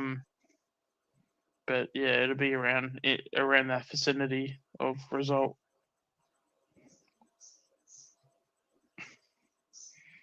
Who do you want to, or who do you think needs to play well? I would say Longy needs another good game. I think Burrow needs another good game. And if they keep Wesley, he's got to play. He's got to prove that he deserves to be in the side because, like we're all saying, you've got Buller breathing down his neck. Mm-hmm. Yeah, I don't mind that. Mm. Is there anyone else? Like, who do you think, if you were to give someone like a best on ground game because they're capable of it and they really need it, who do you think needs it the most? Well, I'd say if he stays inside, Gus Anderson, he needs it because the fact is he didn't have a great game last week. If he stays inside, he needs a big game. If he can, he's the type of person that's got it, inning to be one of the best midfielders in our side, and he can also kick a couple goals. He needs it mostly. Yeah, I feel like Crisp. I feel like he's capable of it, but he needs to pull his finger out because I feel like he's been very ordinary lately. And that's being very kind. So if he can have one of his all-time games this week, I feel like that's going to go a long way. Well, then you've got Sidey in Pendles if they stay in the side. Also need. Yeah, but I can't see I can't see Sidey having another best on ground game. I mean, if he's going to have it, great. But yeah, I just think Sidey's completely cooked. Oh, I agree with that. Where at least I feel like Crisp has had more good games than what Sidey's had. Yeah. And I feel like he's probably had the better season out of the two. Not that that's saying much, but yeah, I still think Crisp has a little bit more juice in the a little bit more juice to squeeze out, if that makes any sense in terms of talent. Yeah, it Um, does.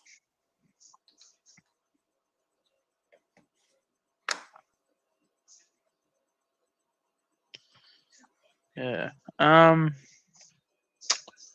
Yeah. But yeah, is there just anything else you wanna ask for the game at all? Like, who do you think will kick the most goals? I'm gonna say McStay. I'm gonna say How McStay's many? gonna kick them. I'll say 4. Yeah. Yeah, he's been in some really good form lately, thankfully. Yeah, we need some. Like, if we have to have a chance, you got to have people stand up. That don't crack under the pressure. Let's be honest. Last time we played Hawthorn, we should have won. We got fucking screwed. It was a fucking draw.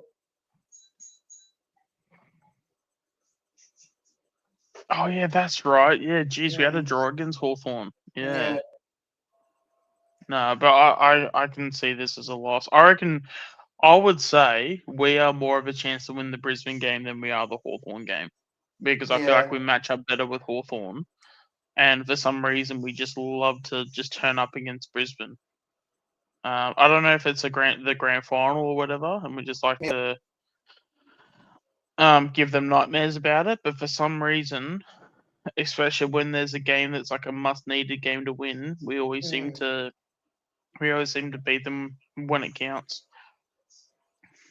And I would say, like, if I know Mick was saying last night, he doesn't think we can get higher, but let's be honest, we could. If results go away, we could climb the ladder.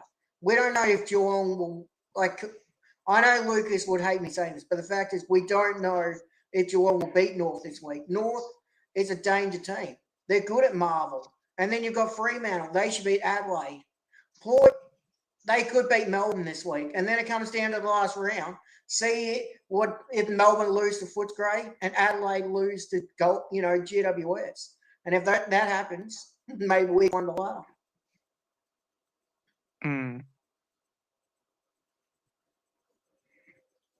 Yeah, I mean, yeah, that would absolutely be a yeah.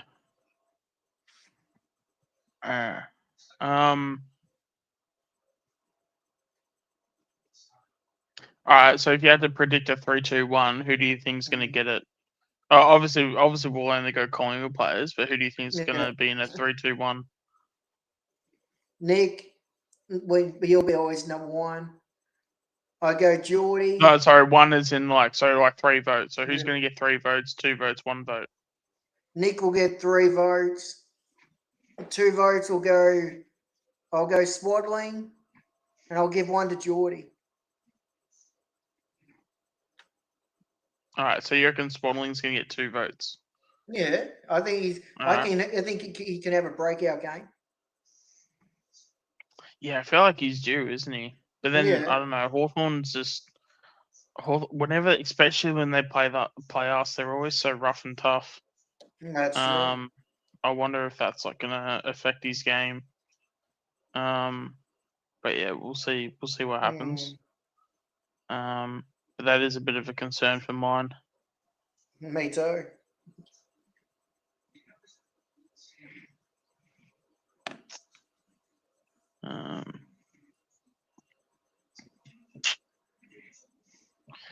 Is there another game in the weekend that you're excited for that's not Pies Hawks? Yeah, like I just said, Geelong versus North Melbourne. I'll be watching that for sure. See, like, if North Melbourne can do the same thing they did to the Bulldogs, see if they can do it to the Geelong. Yep. What about you? I actually don't know what the round is. I'll just get the AFL app up. Well, there's also Fremantle versus Adelaide. See if Adelaide can beat Fremantle. Yeah.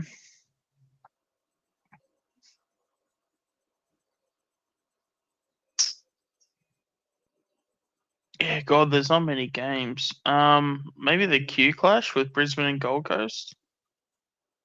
I feel like it's a very one-sided round. Oh, Freo Adelaide. Freo Adelaide wouldn't be too bad, but then you would imagine Freo should win that anyway. And then Yeah. maybe Melbourne and Port. Melbourne and Port could be interesting. Carlton and Dogs actually might be Yeah. interesting Yeah. because they're about on par with each other. Yeah. Yeah. It's just disappointing Port's playing Melbourne at the same time. I would have loved to watch that.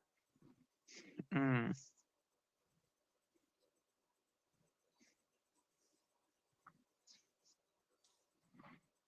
Yeah, it's a very one-sided weekend. I feel like there's gonna be a lot of blowouts this week. Oh, for sure. When you got St Kilda versus Richmond, can Richmond beat St Kilda? I don't think they can. But maybe they could because St Kilda's got a lot of injured players, a lot of sore players. Mm.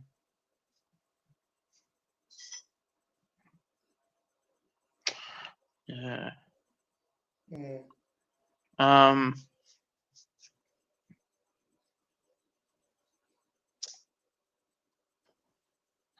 All right, so Pies are sitting 8th at the moment. Where do you see Yeah. us on the ladder at the end of the season? Do you reckon we'll finish in the top 6? Do you think we can miss the wild card? No, I don't see us missing. I see us making the top 6. If like I said, Geelong could lose to North. We beat Hawthorn. We take Geelong. I could see Fremantle beating Adelaide. I could see Giants beating Adelaide, and I could see Melbourne losing the last 2 games. If Port wins this week, who knows? Dogs might be up for that next week because they'll be fighting to be in the wild card. So Dogs might be up for that. Hmm. Yeah, there you go. Mm.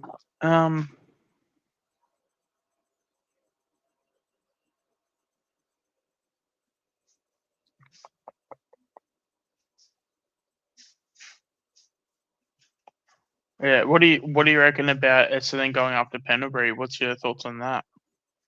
Well, I would love Pendlebury to be a one club player, but I'm not going to be disappointed if another club wants him. If another club wants him and they give him a good deal, then maybe he should take it. It comes down, what does he want to be? Does he want to be a one club player, or does he want to stay at the club full time? Hmm. Just comes down to Good him. point. Absolutely. What about you?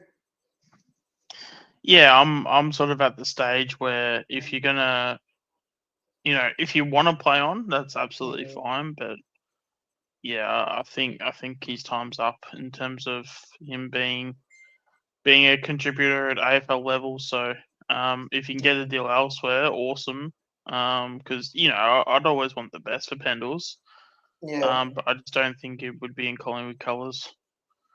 Yeah. So if Essendon are like, hey, come be like not like captain coach, but like player / development coach. Yeah,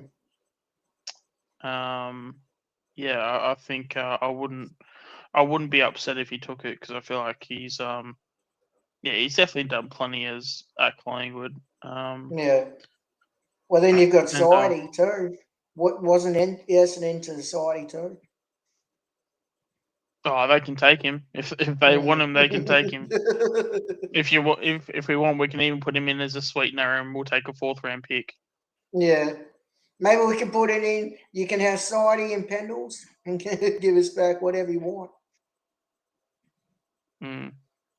No, just give us a bag of potato chips, and we should be alright. Yeah. Just make sure it's the good flavor, not the bad flavor. Yeah, fucking oath. Actually, speaking of potato chips, what's your favorite flavor of potato chips? Salt and vinegar. Yours? I didn't realize you were going to turn it back on me. Hey, you asked me, so of course I'm going to ask you. Would Doritos count as like potato chips? Because that's more Yeah. corn chips, right? But it's still, yeah. All right, I'll probably go like a Doritos, like cheese supreme. I also like Doritos, and I also like Cheezels. Yeah, cheese was not too bad. Mm.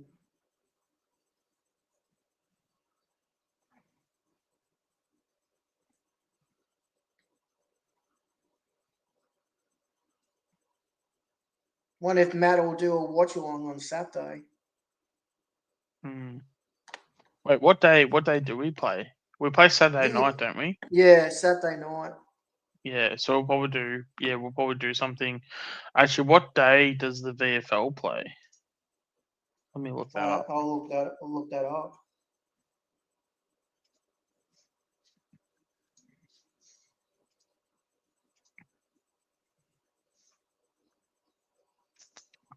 Saturday afternoon, we're playing Port Melbourne. Mm. So it's if Over you in and Port Mick Melbourne. are gonna do. It's if you and Mick are doing a watch along. Yeah, we'll probably do one. Well, it comes down to Mick's schedule. Yeah, well, we'll see. Maybe I might just, if he's not available, maybe I just might do one on my own. We'll see. Well, you know, Stay tuned. Warble will help you. Yeah, maybe I might. Who knows? Maybe I might come back on a permanent basis. Well, Stay tuned. I could help you too, like I did the last time. Yeah, I know. Mm. Oh yeah, I wanted to thank you for calling me up on Facebook, Sean. Thanks for that. Yeah, of course. Like, yeah, as I've said many times in these streams, like, you know, we're a family here and we look after each other. So You know, yeah, of course, we've got each other's back. Not like on the notices, but I like Anthony's stream, but on that stream, it feels like no one's got your back. yeah, that is unfortunate, but at the end of the day, we can only do what we can do, right? So yeah, and that's why I've always said, Mick, Matt streams, and Lucas's stream. It's like we're like a family. We've got each other's back. That's why we come on Lucas's stream, because we support him, and you know he comes on our stream, so we do the same in return. Absolutely. Yeah, I'm in the shower, Matt. Sorry about that. I will post the link. Hang on, because I heard someone was backstage, and then I got out of the shower just then, so the floor's dripping wet, mate. Fucking hell. Lucas, just whatever you do not turn on the camera, okay? Just do not turn on the camera. You know, Matt. All right, when Matt's waiting backstage, let me know, because I can still hear you guys, and then I'll come back out. Or if anyone else is in the fucking waiting list. Lucas, only turn the camera on when you're by yourself, and then the girls can see you. Yeah, unless you want to start an OnlyFans, do not turn on the camera.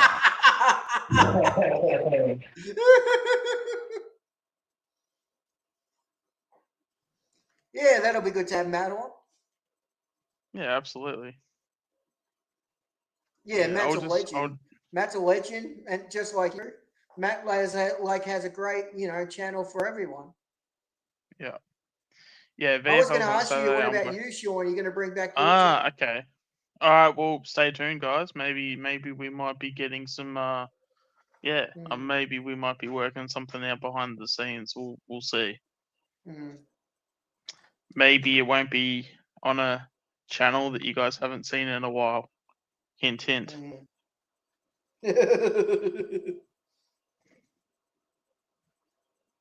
So yeah, we'll see. What about you, Sean? Are you going to bring back your channel? Oh, I don't know. I mean, I guess that would be what I just said before. That would fit the criteria, wouldn't it? Well, I've subscribed to your channel. What? Just the other day? No, it was when I first heard you had a channel. Yeah. I know. I'm just. I know what you mean. I know what you mean. I don't care. The one thing, I'm the type of person, I don't care if people try to fuck me on the channel. Wait, what? I think that's just no. You know what I mean. I like when people. No, what I meant was I like when people try to mess with me on this channel. I've got nothing Yeah, against people doing that. no, just the way you said it, like, jeez. No. Hey, Matt's just posted. Is Matt doing a stream after this? Is Matt doing a stream Oh after god, this? I'm way too tired to be hearing things like that. Oh my Is god. Matt doing a stream after this, Shawnee? Because he's just posted like a Possibly. streaming yard. A link. Yeah, I think Are so. you going to go on, or are you going on? Possibly, yeah. Yeah, he's Yeah, just I'll probably posted go me on. a streaming yard link. I didn't think Matt Alright. was doing a stream tonight.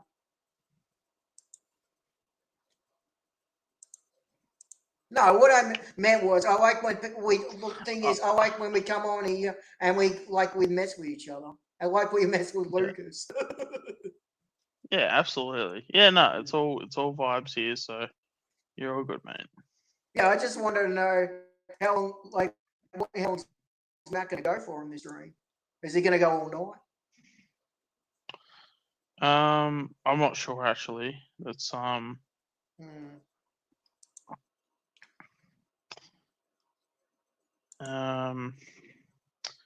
yeah, but no, we'll definitely get something organised for Saturday. So yeah. Yeah.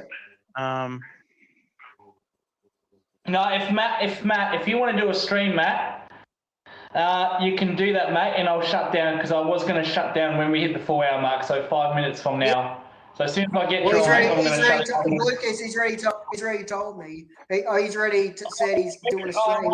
He's already sent me the link on Facebook. Yeah, Matt, yeah, okay. Well, now you go ahead, Matt, and everyone go to Matt's show, and I'll wrap up. Well, in fact, I'll wrap up right here while you're on. He says he's going to start in maybe 109 minutes. So he was going to start then. Oh, yeah, okay. So is he going to do one now? Is he? Oh, he can't do it. I don't know. He says It says it was supposed to start at 12:25. Okay, if you're listening, Matt, start it up now, mate. Yeah, start it up now, and I'll wrap up. Are you going to jump on Lucas, or are you going to go to bed? Yeah, I'll jump on. Yeah,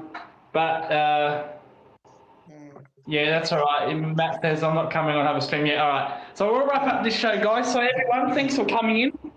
I really do appreciate it. I read all the comments, all the people that are in the chat. So Age, he came on early. Don't forget Age as well. Won't forget you, Age. Voidoid, Stephanos, Ray, you, Chris, and Sean. Who's that woman? Who is that other woman? I forgot her name. Right. I'm just trying to find Jeanette. Not Connie? Jeanette. She didn't come in. Connie. Yeah, Connie. Yeah. Yeah. Well, thank you to Connie, MD Melbourne, Stephanos, Mr. NBN. He came in. Mello came in for a bit, and I think that is it. I think we've got them all. Also with Matt, he's saying that he can't post a link to the video the stream because he's not a mod. Oh fuck! Hang on.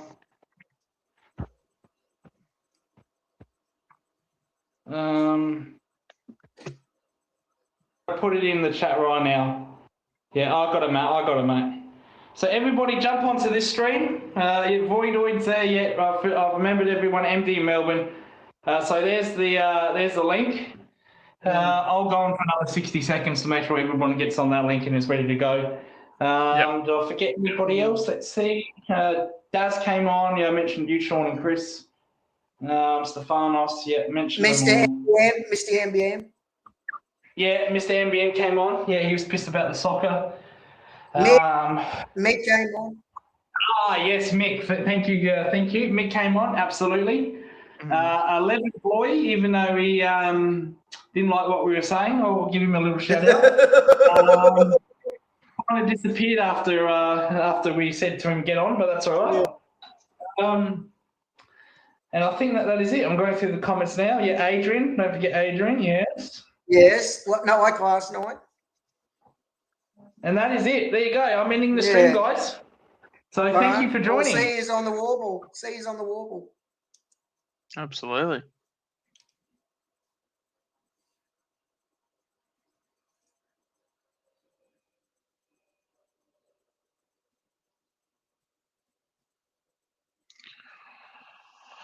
Oh,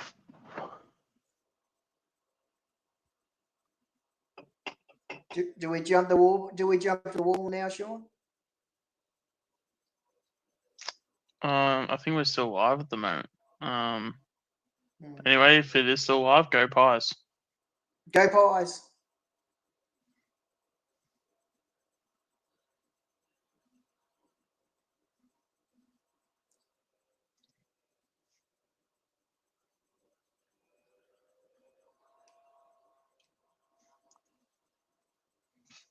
All right, well, I think we jumped to the wall. Lucas is gone.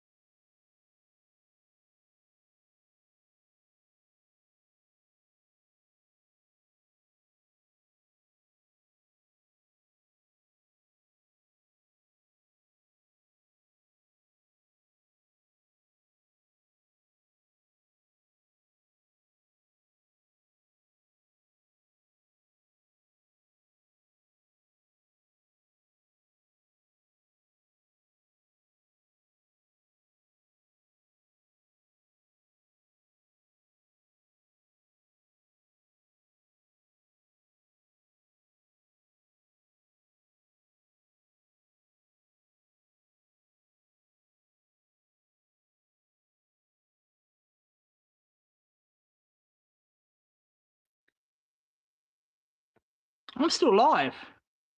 I'm still live. What is going on? Why hasn't my stream shut off? Bloody hell.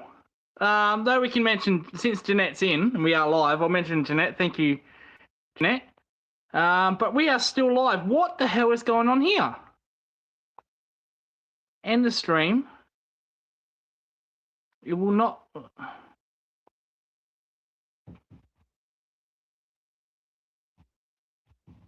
Oh, there we go. Bloody hell. So I thought I ended it. So I clicked end, then it gives you a warning. Are you sure you want to end? And then I've as soon as I clicked end, I've gone away. Like I've logged out. I've logged out without ending the stream. Bloody hell. That's all right, Jeanette. It's all right. We'll see you on the Warble. So yeah, cue yourself when you log out quickly. So when you end the stream quickly, make sure that you confirm it to end the stream and not just log out like I just did. Bloody hell. But don't worry, I'll edit that out later on. Thank you, guys. Goodbye for now.